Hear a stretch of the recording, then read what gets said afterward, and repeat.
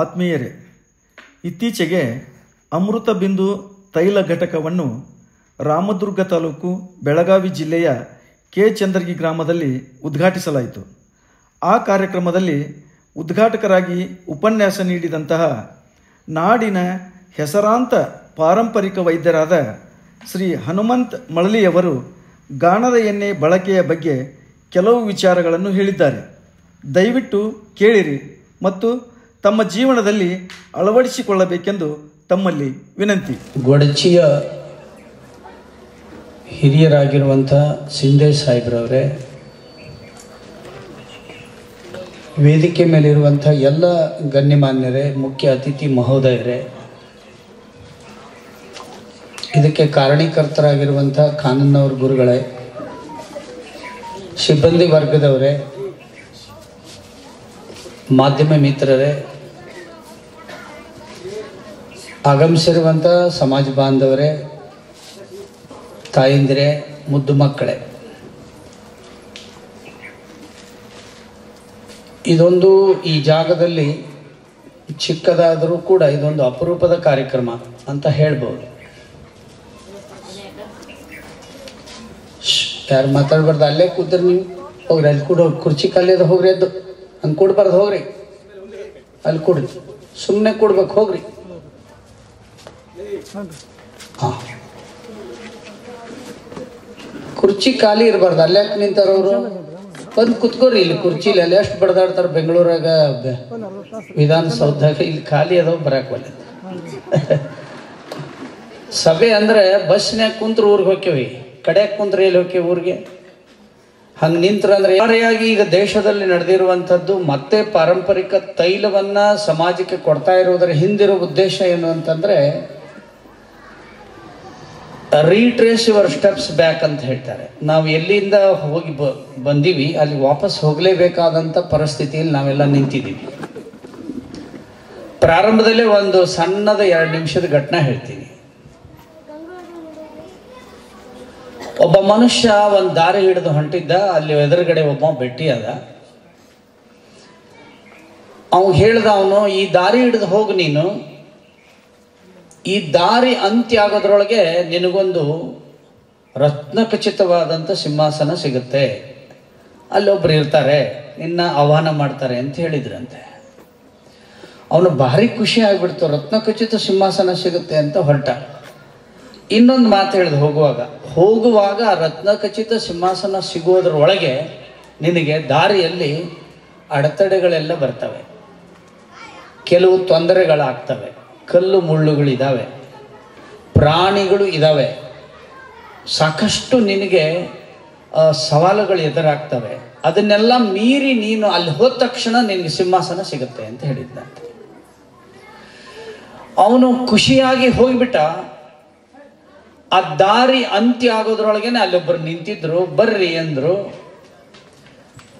ಸಿಂಹಾಸನ ಎಲ್ಲಿದೆ ಅಂತ ಕೇಳಿದ್ರು. ಅವ್ರು ಹೇಳಿದ್ರು, ನೀವು ಹೆಂಗೆ ಬಂದ್ರಿ? ಇದೇ ದಾರಿಲಿ ಬಂದೆ, ಏನು ಅಡೆತಡೆ ಇರಲಿಲ್ವ, ಏನೂ ಇರಲೇ ಇಲ್ಲ, ಯಾವುದು ತೊಂದರೆ ಇರಲೇ ಇಲ್ಲ, ಪ್ರಾಣಿಗಳು ಯಾವುದು ಭೇಟಿ ಆಗಲೇ ಇಲ್ಲ, ಯಾವುದೇ ಸವಾಲುಗಳಿರಲಿಲ್ಲ, ಸುಲಭವಾಗಿ ಬಂದೆ ಅಂದ. ನೀನು ಬಂದ ದಾರಿ ಸರಿ ಇಲ್ಲ ಅಂದರು. ನಿನಗೆ ಸಿಂಹಾಸನ ಸಿಗೋದಿಲ್ಲ, ಅಡೆತಡೆಗಳಿರೋ ದಾರಿಯಲ್ಲಿ ಬಂದಿದ್ರೆ ನೀ ತಪ್ಪಿ ಖುಷಿಯೊಳಗೆ ಬೇರೆ ದಾರಿಯಾಗಿ ಬಂದಿ, ಅದು ಬೇರೆ ಕಡೆ ಇದೆ ಅಂತ ಹೇಳಿದ್ರು. ಈಗ ನಾವು 35-40 ವರ್ಷ ಯಾವುದೋ ಅಡೆತಡೆ ಇಲ್ಲದ ದಾರಿಯೊಳಗೆ ಬಂದ್ಬಿಟ್ಟಿವಿ. ಈಗ ಸವಾಲುಗಳಿಲ್ಲ, ಶ್ರಮ ಇಲ್ಲ, ಕಷ್ಟಪಡಲಿಲ್ಲ. ಅದರ ಪರಿಣಾಮದಿಂದ ನಮಗೆ ಸಿಂಹಾಸನ ಅನ್ನೋ ಆರೋಗ್ಯ ಸಿಗಲಿಲ್ಲ. ಇದನ್ನ ಅರ್ಥ ಮಾಡಿಕೊಂಡ್ರೆ ಇದನ್ನೇ ನೆನ್ಪಿಟ್ಕೋರಿ. ಈಗ ನಾವೊಂದು 10-20 ನಿಮಿಷ ಒಂದು ವಿಷಯ ಹೇಳ್ತೀನಿ, ಕೇಳಿ.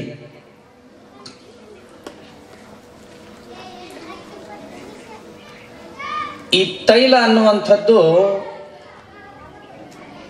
ಒಬ್ಬ ವಚನ ಬರೆದಾನೆ ಇತ್ತೀಚಿನ ದಿನಗಳಲ್ಲಿ.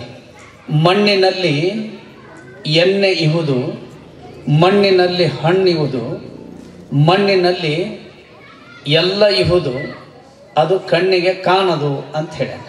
ಕಾಣಂಗಿಲ್ಲ ಎಣ್ಣೆ, ಆದರೆ ಎಳ್ಳು ಹಾಕಿದ್ರೆ ಎಳ್ಳು ಬೆಳೀತದೆ. ಒಬ್ಬ ವಚನಕಾರ ಹೇಳ್ತಾನೆ, ಎಳ್ಳೊಳಗಿನ ಎಣ್ಣೆಯಂತೆ, ಕಟ್ಟಿಗೆಯೊಳಗಿನ ಬೆಂಕಿಯಂತೆ ಹೂವಿನೊಳಗಿನ ಮಕರಂದದಂತೆ ತೋರುವನು ನಿನ್ನೊಳಗಿರುವ ಆತ್ಮ ಅಂತ ಒಬ್ಬ ವಚನ ಬರ್ತಾನೆ. ಎಳ್ಳು ಹಿಂಗೆ ಹಿಡ್ಕೊಂಡ್ರೆ ಎಣ್ಣೆ ಕಾಣಂಗಿಲ್ಲ, ಅದ್ರಾಗ ಎಣ್ಣೆ ಐತಿ. ಆ ಎಣ್ಣೆ ಎಲ್ಲಿಂದ ಐತಿ ಅಂದ್ರೆ ಅದು ಮಣ್ಣೊಳಗೆ ಐತಿ, ಕಾಣಂಗಿಲ್ಲ. ಮತ್ತು ಎಷ್ಟು ಗಾಡಿ ಅದಾವಲ್ಲ ಎಲ್ಲದಕ್ಕೂ ಎಣ್ಣೆ ಬೇಕು. ಟ್ರಕ್ಕಿಗೆ ಬೇಕು, ಟ್ರ್ಯಾಕ್ಟರಿಗೆ ಬೇಕು, ಬೈಕಿಗೆ ಬೇಕು, ಚಕ್ಕಡಿಗೆ ಬೇಕು. ನೀವು ಯಾವುದೋ ವಾಹನ ತಗೋರಿ ಎಣ್ಣೆ ಬೇಕು. ಅದಕ್ಕೆ ಎಣ್ಣೆ ಇರಲ್ಲ ಅಂದ್ರೆ ಬಂದ್ ಆಗ್ತದೆ. ಆದರೆ ವಿಚಿತ್ರ ಅಂದ್ರೆ ಇದೇನು ಟ್ರ್ಯಾಕ್ಸ್ ನಿಂತದಲ್ಲ, ಇದಕ್ಕೆ ಎಣ್ಣೆ ಹಾಕ್ರಿ, ಶೇಂಗಾದ ಎಣ್ಣೆ ಹಾಕಿದ್ರೆ ಓಡಂಗಿಲ್ಲ. ಅದು ಶೇಂಗಾದ ಎಣ್ಣೆ ಹಾಕಿದ್ರೆ ಓಡಂಗಿಲ್ಲ. ಅದ್ರದ ಒಂದು ಎಣ್ಣೆ ಐತಿ, ಅದನ್ನ ಹಾಕಿರೋ ಓಡ್ತತಿ. ಗಾಡಿಗೆ ಮಾತ್ರ ನಾವು ಯಾವ್ದು ಎಣ್ಣೆ ಬೇಕು ಅದನ್ನ ಹಾಕ್ತೀವಿ. ನಾವು ಮಾತ್ರ ಟ್ರ್ಯಾಕ್ಟ್ರಿನ ಎಣ್ಣೆ ತಿನ್ನಾಕತ್ತೀವಿ. ಈಗ ನಾವೇನು ತಿನ್ನಾಕತ್ತೇವಲ್ಲ ಅದು ಟ್ರ್ಯಾಕ್ಟ್ರಿಗೆ ಹಾಕೋ ಎಣ್ಣೆ. ಬೇಕಾದ್ರೆ ನೀವು ಅದ್ರದ್ದು ಮೂಲ ತೆಗಿರಿ. ಟ್ರ್ಯಾಕ್ಟ್ರು, ಟ್ರಕ್ಕು, ಬೈಕಿಗೆ ಯಾವ್ದು ಹಾಕ್ತಾರ ಅದೇ ಎಣ್ಣೆನ ಮಾರಾಟ ಮಾಡಕತ್ತಾರ. ಅದಕ್ಕೆ ಅಷ್ಟು ಚೀಪ್ ಸಿಗ್ತತಿ. ಅಲ್ಲಿ ಜಗದ ಮೇಲೆ ಎಷ್ಟಕ್ಕೆ ಸಿಗ್ತತಿ? ಬರೀ 10 ರೂಪಾಯಿಗೆ ಸಿಗ್ತತಿ. ಹಡಗಿನಾಗ ಬರ್ತದದು. ಅದಕ್ಕೆ ಕ್ರೂಡ್ ಆಯಿಲ್ ಅಂತ ಕರೀತಾರೆ. ವೇಸ್ಟ್ ಅದು. ಈ ಕಬ್ಬಿನದ್ರೊಳಗೆ ಮೆಳ್ಳಿ ಅಂತ ಬಿದ್ದಿರ್ತದೆ. ಆ ಥರ ಡಿಸೈಲು, ಪೆಟ್ರೋಲು, ಗ್ರೀಸು ತೆಗೆದ ಮೇಲೆ ರಾಶಿ ರಾಶಿ ಬಿದ್ದಿರ್ತದೆ. ಅದನ್ನು ಹಡಗದಲ್ಲಿ ಭಾರತಕ್ಕೆ ತಂದಾನೆ. ಅಷ್ಟು ಶಾನ್ಯಾರದಾರ ನಮ್ಮ ದೇಶದ ಮಂತ್ರಿಗಳು, ಸಹಿ ಮಾಡ್ಯಾರ. ಅದಕ್ಕೆ ಇಲ್ಲಿರೋ ಎಣ್ಣೆ ಕಾಳನ್ನ ಬೇರೆ ದೇಶಕ್ಕೆ ಕಳಿಸ್ತಾರೆ. ಆ ಕೆಟ್ಟು ಹೋಗಿರೋ ಎಣ್ಣೆನ ತಗೊಂಡು ಬಂದು ಜನರಿಗೆ ಕೊಡ್ತಾ ಇದ್ದಾರೆ. ಮನುಷ್ಯ ಬದುಕ್ತಾನೆ, ಸಾಯುವುದಿಲ್ಲ. ಆದರೆ ಅದು ಅನಾರೋಗ್ಯವನ್ನ ತರುತ್ತೆ ಅನ್ನೋದು ಈಗ ಗೊತ್ತಾಗಿದೆ. ಅದಕ್ಕೆ ರೀಟ್ರೇಸ್ ಯುವರ್ ಸ್ಟೆಪ್ಸ್ ಬ್ಯಾಕ್ ಅಂದ್ರೆ ಮರಳಿ ಮತ್ತೆ ನಾವು ಅಲ್ಲಿಗೆ ಹೋಗ್ಬೇಕು ಅನ್ನೋದಕ್ಕೋಸ್ಕರನೇ ಬೆಲ್ಲದ ಚಹಾದ ಅಂಗಡಿ ಶುರುವಾಗ್ಯಾವ. ಎಲ್ಲಿ ಬೇಕಾದಲ್ಲಿ ಭಾಳ ಕಡೆ ಬೆಲ್ಲದ್ದು ಶುರುವಾಗ್ಯಾವು. ಹೊಳ್ಳಿ ಬೆಲ್ಲದ್ದು ಪೌಡರ್ ಬರ್ಲಿಕ್ಕತ್ತದೆ. ಮತ್ತು ಬೆಲ್ಲದ ಗಾಣ ಶುರು ಮಾಡಕತ್ತಾರೆ. ಕಾಲಚಕ್ರ ಅದು ಹಿಂಗೆ ತಿರುಗ್ಕೊಂತ ಒಮ್ಮೆ ಮ್ಯಾಲೆ ಬರ್ತದೆ, ಒಮ್ಮೆ ತಳಗೆ ಹೋಗ್ತದೆ. ಎಲ್ಲ ಕಡೆ, ಬಹುತೇಕ ಕಡೆ ಈಗ ಎಣ್ಣೆ ಗಾಣ ಆರಂಭ ಆಗಿದೆ. ನಾನೇ ಸರಿ ಸುಮಾರು ಒಂದು 60ರಿಂದ 70 ಎಣ್ಣೆಗಾಣ ಉದ್ಘಾಟನೆ ಮಾಡ್ಲಿಕ್ಕೆ ಹೋಗಿರ್ಬೋದು. ಈಗ ಮೊನ್ನೆ ಮೈಸೂರಿನಲ್ಲಿ ಒಂದು ಎಣ್ಣೆಗಾಣ ತೆಗೆದ್ರು, ಅಲ್ಲಿಗೆ ನಾನೇ ಹೋಗಿದ್ದೆ. ನಂದೇ ಹೆಸರು ಹಾಕಿದ್ದಾರೆ ಅವರು ಕೂಡ. ನಮ್ದು ಉದ್ದೇಶ ಏನು ಅಂದ್ರೆ, ಈ ಭೂಮಿಯಲ್ಲಿ ಬೆಳೆಯುವಂತ ಎಣ್ಣೆ ಕಾಳುಗಳು ಎಷ್ಟು ಬೇಕಾದಷ್ಟು ಅದಾವ. ಔಡ್ಲ, ಎಳ್ಳು, ಸಾಸ್ವಿ, ಬದಾಮು, ಶೇಂಗಾ, ಕುಸಿಬಿ ಬೇರೆ ದೇಶದಲ್ಲಿ ಬೆಳೆಯಲ್ಲ. ಇವೆಲ್ಲ ಬೆಳೆದಿರೋದು ಎಣ್ಣೆಯ ಮೂಲಗಳು. ಎಣ್ಣೆ ಇಲ್ಲ ಅಂದ್ರೆ ವಾಹನಗಳ ನಡೆಯೋದಿರಲಿ, ಮನುಷ್ಯ ನಡೆಯಂಗಿಲ್ಲ. ಎಲ್ಲ ಪ್ರಾಣಿಗಳ ದೇಹದಲ್ಲೂ ಎಣ್ಣೆ ಇದೆ. ಅದು ಆಹಾರವನ್ನೇ ತಿಂದು ಎಣ್ಣೆಯಾಗಿ ಪರಿವರ್ತನೆ ಮಾಡಿಕೊಡ್ತದೆ.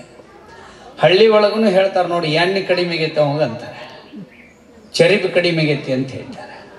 ಇಲ್ಲಿ ದೀಪ ಹಚ್ಚಾರ ಅಜ್ಜವರು, ಅದು ಎಣ್ಣೆ ಖಾಲಿ ಆತಂದ್ರೆ ಆರ್ತದೆ. ನಿಮ್ಮ ಮನೆಯಲ್ಲಿ ಬೆಳಕು ಬರಬೇಕಾದ್ರೂ ಎಣ್ಣೆನೇ ಬೇಕು ಅದಕ್ಕೆ. ಈಗ ಲೈಟ್ ಬಂದಾವು, ಅವು ಯಾವಾಗ ಹೊಕ್ಕವೋ ಗೊತ್ತಿಲ್ಲ. ಆದರೆ ಮನೆಯಲ್ಲಿ ಒಂದು ವಾತಾವರಣ ತಯಾರಾಗಬೇಕಾದ್ರೆ ಎಷ್ಟು ಗೊತ್ತಾ? ಒಂದು ದೀಪ ಹಚ್ಚಿದ್ರೆ ನೆನ್ಪಿಟ್ಕೊಳ್ರಿ, ವಿದ್ಯಾವಂತರದೀವಿ ನಾವೆಲ್ಲರೂ. ಲಂಡನ್ ವಿಶ್ವವಿದ್ಯಾಲಯದವರು ಒಂದು ಸಂಶೋಧನೆ ಮಾಡಿ ಹೇಳ್ತಾರೆ, ಒಂದು ತೊಲ ಅಂದ್ರೆ ಎಷ್ಟು ಅಂದ್ರೆ 11.62 ಗ್ರಾಮ್ಗೆ ಒಂದು ತೊಲ ಅಂತಾರೆ. ಒಂದು ತೊಲ ತುಪ್ಪ, ದೇಶಿ ಆಕಳ ತುಪ್ಪ ಬೆಂಕಿಲಿ ಉರಿಸಿದ್ರೆ ಅವ್ರ ಮನೆಯಲ್ಲಿ 1 ಟನ್ ಆಮ್ಲಜನಕ ಉತ್ಪಾದನೆ ಆಗುತ್ತಂತೆ, ಕೇವಲ 1 ತೊಲ ತುಪ್ಪದಿಂದ. ಅದಕ್ಕೆ ತುಪ್ಪ ದೀಪ ಹಚ್ತಿದೆ. ಈಗ ದೀಪ ಹಚ್ಚಕ್ಕಂತಾನೆ ಒಂದು ಕೆಟ್ಟದ್ದು ಎಣ್ಣೆ ಬಂದತ್ತೆ. ಮನುಷ್ಯ ಬೇಕಾದ್ರೆ ಕೆಟ್ಟದ ಎಣ್ಣೆ ತಿಂದ್ರೆ ನಡೀತೈತಿ, ದೀಪ ಮಾತ್ರ ಹಚ್ಚಬಾರ್ದು. ಅದನ್ನು ಉಸಿರಾಟ ಮಾಡಿರೋದ್ರಿಂದನೇ ದುಷ್ಟಕ್ರಿಯೆ ದೇಹದಲ್ಲಿ ಉತ್ಪಾದನೆ ಆಗುತ್ತೆ. ಜನರಿಗೆ ಇದು ಗೊತ್ತಿಲ್ಲ, ಅದರ ಬಗ್ಗೆ ತಿಳುವಳಿಕೆ ಹೇಳೋಲ್ಲ. ಯಾವುದು ಕೆಡಿಸ್ತದೋ ಅದರದ್ದು ಅಡ್ವರ್ಟೈಸ್ ಇರುತ್ತೆ ಟಿವಿನಲ್ಲಿ. ಲೈಫ್ ಎಲ್ಲಿದೆಯೋ ಅಲ್ಲಿದೆ ಆರೋಗ್ಯ, ಬರೀ ಅದೇ. ನೀವು what is the history of life ಅಂತ ಹೊಡೀರಿ, ಭಾರತ ಬಿಟ್ಟು ಯಾವ ದೇಶದಲ್ಲೂ ಅದನ್ನು ಮನುಷ್ಯರು ಹಚ್ಕೊಳ್ಳೋದಿಲ್ಲ. ಕೇವಲ ಅದನ್ನ ಕುದುರೆ, ಹಂದಿಗೆ ಮಾತ್ರ, ನಾಯಿಗೆ ಮಾತ್ರ ಉಪಯೋಗಿಸ್ತಾರೆ. ಭಾರತದಲ್ಲಿ ಮಾತ್ರ ಜನ ಹಚ್ಕೋತಾರೆ. ಬೇಕಾದ್ರೆ ತೆಗಿರಿ ನೀವು. ಭಾರತೀಯರ ಮನಸ್ಥಿತಿಯನ್ನು ಅರಿತುಕೊಂಡು ವಿದೇಶಿಗಳು ಬಂಡವಾಳ ಮಾಡಿಕೊಳ್ಳಕ್ಕೆ ಈ ದೇಶದಲ್ಲಿ ಅಡ್ವರ್ಟೈಸ್ ಮೂಲಕ ನಮ್ಮ ದೇಶಕ್ಕೆ ಅವೆಲ್ಲ ಬಂದ್ಬಿಟ್ಟಿದ್ದಾವೆ. ನಮ್ದೆಲ್ಲ ಅಲ್ಲಿ ಹೋಗ್ತಾ ಇದೆ. ಇದೇ ಇಲ್ಲಿ ರಾಜಸ್ಥಾನದಲ್ಲಿ ಒಂದು ಪತಮೇಡ ಅಂತ ಊರಿದೆ, ಅಲ್ಲಿಂದ ನೇರವಾಗಿ ಎಷ್ಟು ಆಕಳಿದೆ ಅಲ್ಲಿ ಅಂದರೆ ಸುಮಾರು ಒಂದೇ ಒಂದು ಗೋಶಾಲೆಯಲ್ಲಿ 80,000 ಗೋವುಗಳಿದಾವಲ್ಲಿ. ಅಲ್ಲೇನು ಹರಿದು ಬರ್ತದೆ ಆ ಬಗ್ಗಡ, ಅದ್ರದ್ದೇನು ನಾವು ರಾಡಿ ಇರ್ತದೆ ದನ ತೊಳೆದಿರೋದು, ಅದು ನೇರವಾಗಿ ಟ್ಯಾಂಕರಿಗೆ ತುಂಬಿ ಹಡಗಿನಿಂದ ಮಲೇಷಿಯಾಕ್ಕೆ ಹೋಗ್ತದೆ. ದೊಡ್ಡದಾಗಿರುವ ಹಣ ದಿನಾಲು ಹಡಗಿಗೆ ಹೋಗಿ ಅದನ್ನ ಭೂಮಿಗೆ ಹಾಕ್ತಾ ಇದ್ದಾರೆ ಅವರು, ನಾವು ಇವರೇ ಹಾಕ್ತಾ ಇದ್ದೀವಿ. ಶ್ರೀ ದತ್ತ ಶರಣಾನಂದ ಮಹಾರಾಜ್ ಅಂತ ಸ್ವಾಮೀಜಿ ಅವರಿದ್ದಾರೆ. ಅವ್ರು ಒಟ್ಟು ಮಾತಾಡಿಲ್ಲ ಇಲ್ಲಿವರೆಗೂ. ಅವ್ರ ಹೆಸರಿನಲ್ಲಿ ಸುಮಾರು 2 ಲಕ್ಷ ಆಕಳುಗಳಿದ್ದಾವೆ. ಆ ತುಪ್ಪ ಏನಿದೆ, ಆ ತುಪ್ಪವನ್ನ ಉರಿಸಿದ್ರೆ ಒಂದೇ ತೊಲೆಗೆ 1 ಟನ್ ಆಮ್ಲಜನಕ ಉತ್ಪಾದನೆ ಆಗುತ್ತೆ. ಎಳ್ಳೆಣ್ಣೆ ಉರಿಸಿದ್ರೆ ಅದರ 50% ಆಮ್ಲಜನಕ ಉತ್ಪಾದನೆ ಆಗುತ್ತೆ. ತೈಲದ ತುಪ್ಪದ ನಂತರ ಇರುವ ಬೆಲೆ ಎಳ್ಳಿಗಿದೆ.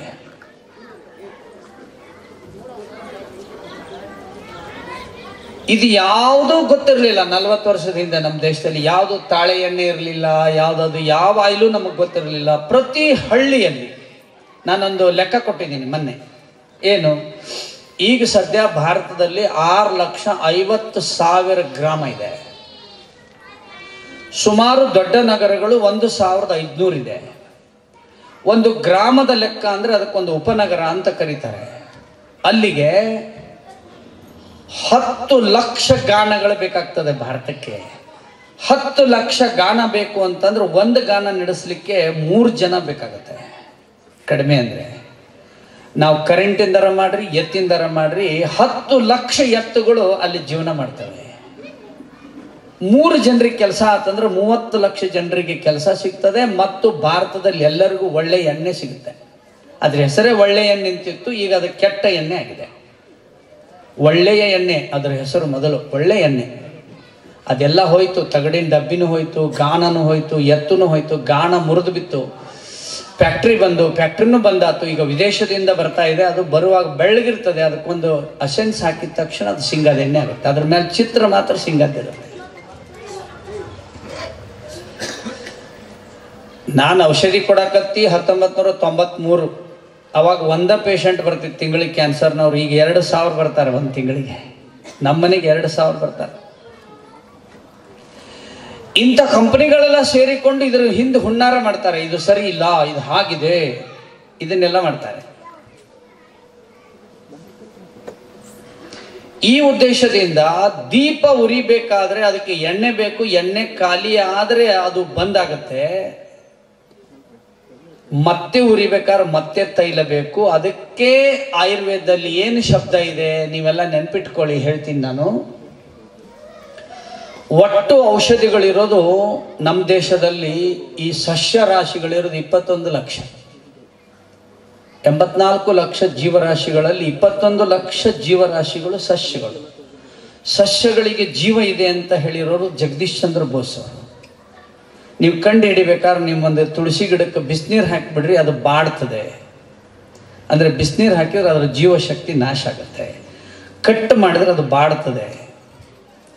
ಒಂದು ಇಲ್ಲಿ ಬಳ್ಳಿ ಹಾಕ್ರಿ, ಅದು ಎಲ್ಲಿ ಮರ ಇದೆ ಅಲ್ಲಿವರೆಗೆ ಹೋಗಿ ಅದನ್ನು ಹತ್ಕೊಂತದಂದ್ರೆ ಅದಕ್ಕೆ ಜೀವ ಇದೆ ಅಂತ ಕಾಣಿಸ್ತದೆ. ಅದಕ್ಕೆ ಇನ್ನೊಂದು ಮರ ಅದ್ರ ಬಳ್ಳಿಗೆ ಹಬ್ಬಬೇಕು ಅಂತ. ಸಸ್ಯಗಳಿಗೆ ಜೀವ ಇದೆ ಅಂತ ಹೇಳಿರೋದು ಜಗದೀಶ್ ಚಂದ್ರ ಬೋಸ್ ಅವರು. 21 ಲಕ್ಷ ಸಸ್ಯ ರಾಶಿಗಳಿದಾವಂದ್ರೆ ಆ ಎಲ್ಲ ಸಸ್ಯ ರಾಶಿಗಳಲ್ಲಿಗೂ ಔಷಧಿ ಗುಣ ಇದೆ.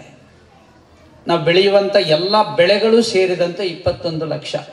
ಅದು ಹಾರಕ ಇರ್ಬೋದು, ಸಾಸಿವೆ ಇರ್ಬೋದು, ಎಳ್ಳು ಇರ್ಬೋದು, ಸಜ್ಜೆ ಇರ್ಬೋದು, ಬರಗ ಇರ್ಬೋದು, ಯಾವುದೇ ಸಿರಿಧಾನ್ಯಗಳಿರ್ಬೋದು, ಸೊಪ್ಪು ತರಕಾರಿಗಳಿರ್ಬೋದು, ಧಾನ್ಯಗಳಿರ್ಬೋದು, ಗಡ್ಡೆಗೆಣಸುಗಳಿರ್ಬೋದು, ಬೇರುಗಳಿರ್ಬೋದು, ಎಲ್ಲದರಲ್ಲೂ ಔಷಧಿ ಗುಣ ಇದೆ. ಇದನ್ನ ನಮ್ಮ ಶಾಸ್ತ್ರಗಳಲ್ಲಿ, ಉಪನಿಷತ್ತುಗಳಲ್ಲಿ ಬರೆದಿದ್ದಾರೆ. ಯಾವ ಉಪನಿಷತ್ತು ನಿಮ್ಗೆ ಸಿಕ್ಕರೆ ತಗೋರಿ, ತೈತ್ತಿರೀಯ ಉಪನಿಷತ್ ಅಂತಿದೆ.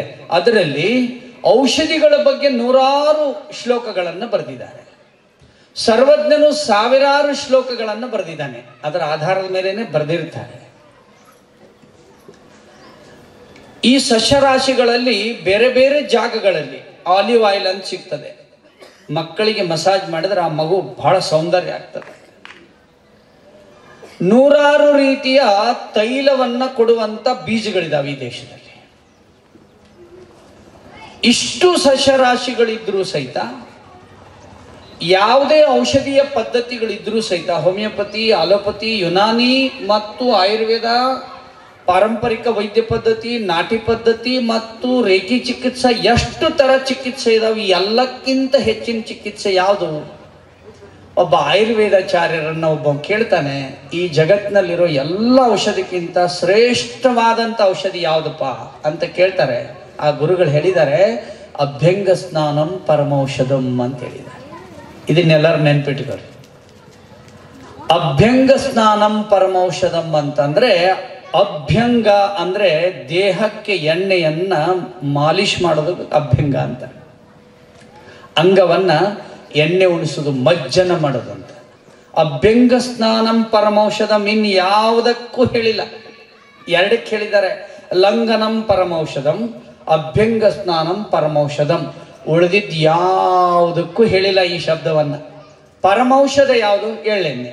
ಅದು ಎಣ್ಣೆ ಮಸಾಜ್ ಮಾಡಿಕೊಳ್ಳೋದು. ಯಾವ್ಯಾವ ಎಣ್ಣೆ ಮಸಾಜ್ ಮಾಡೋದು ನನ್ನ ಪುಸ್ತಕದಲ್ಲೂ ಬರೆದಿದ್ದೀನಿ, ನೀವು ಇಲ್ಲಿ ಕೂತೀರಿ ಅಂತ ಹೇಳ್ತೀನಿ. ಎಣ್ಣೆ ಮಹತ್ವ ಹೇಳ್ತಾ ಇದ್ದೀನಿ. ನೀವು ಉಷ್ಣನೂ ಇಲ್ಲ ತಂಪು ಇಲ್ಲ ನಿಮ್ಮ ದೇಹ ಅಂದರೆ ಕೊಬ್ಬರಿ ಎಣ್ಣೆ ಮಸಾಜ್ ಮಾಡ್ಕೊಳ್ಳಿ. ನಿಮ್ಮ ದೇಹ ಉಷ್ಣ ಇದೆ ಅಂತಂದರೆ ಔಡ್ಲೆಣ್ಣೆ ಮಸಾಜ್ ಮಾಡ್ಕೊರಿ. ನಿಮಗೆ ನರಗಳಿಗೆ ದೌರ್ಬಲ್ಯ ಇದೆ, ಸೊಂಟದಲ್ಲಿ ನೋವಿದೆ ಅಂತಂದರೆ ಎಳ್ಳೆಣ್ಣೆ ಮಸಾಜ್ ಮಾಡ್ಕೊಳ್ಳಿ. ನಿಮಗೆ ಭಾಳ ತಂಪಾಗುತ್ತೆ ಅಂದರೆ ಸಾಸಿವೆ ಎಣ್ಣೆ ಮಸಾಜ್ ಮಾಡ್ಕೊರಿ. ನಿಮಗೆ ಸೌಂದರ್ಯ ಬೇಕು ಅಂದರೆ ಬಾದಾಮಿ ಎಣ್ಣೆ ಮಸಾಜ್ ಮಾಡ್ಕೊಳ್ಳಿ. ಮೃದುತ್ವ ಬರಬೇಕು ಅಂದರೆ ಆಲಿವ್ ಆಯಿಲ್ ಹಚ್ಕೊಳ್ಳಿ.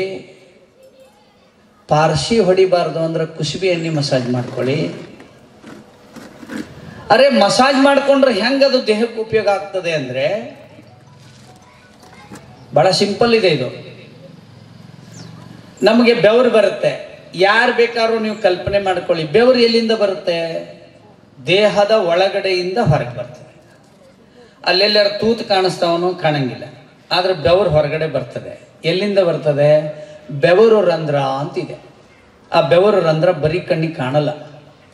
ಎಷ್ಟಿದೆ ರಂಧ್ರ ದೇಹದಲ್ಲಿ ಅಂದರೆ 8,24,00,000 ರಂಧ್ರ ಇರುವಂತ ದೇಹ ಇದು.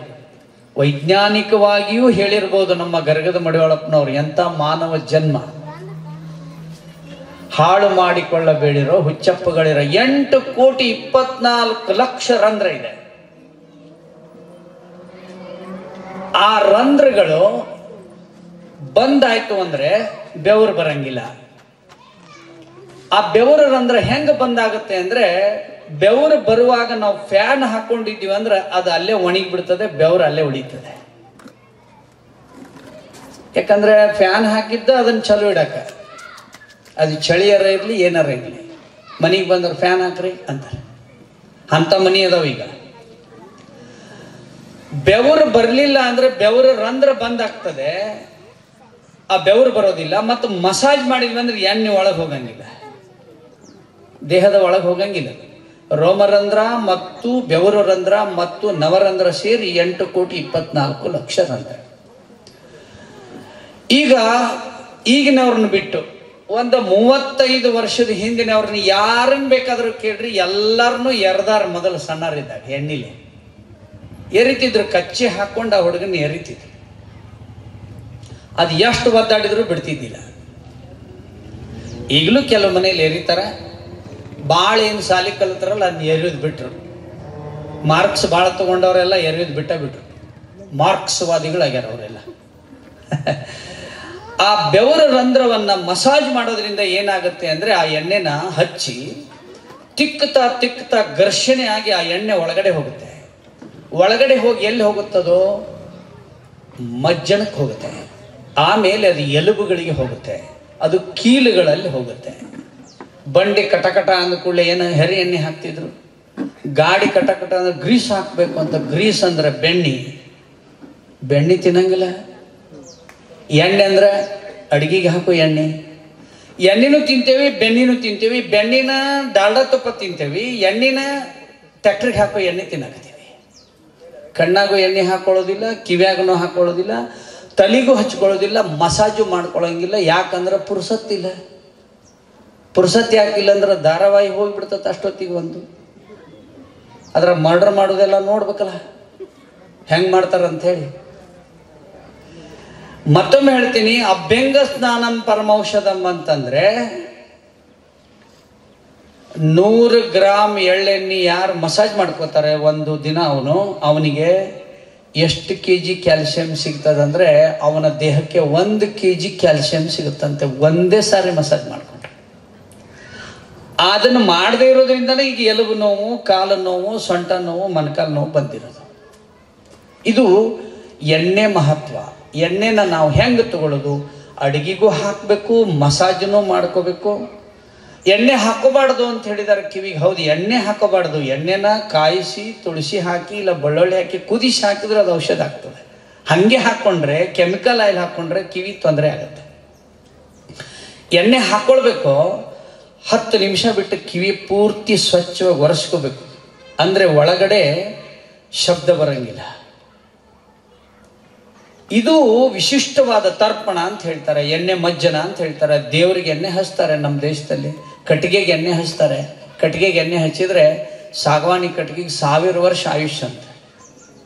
ಇಲ್ಲಿ ಧಾರವಾಡದ ಒಂದು ಊರು ಐತಿ, ಬಸವಣ್ಣನವರ ಕಾಲದಲ್ಲಿ ಕಟ್ಟಿರುವಂಥ ದೇವಸ್ಥಾನ ಅದು.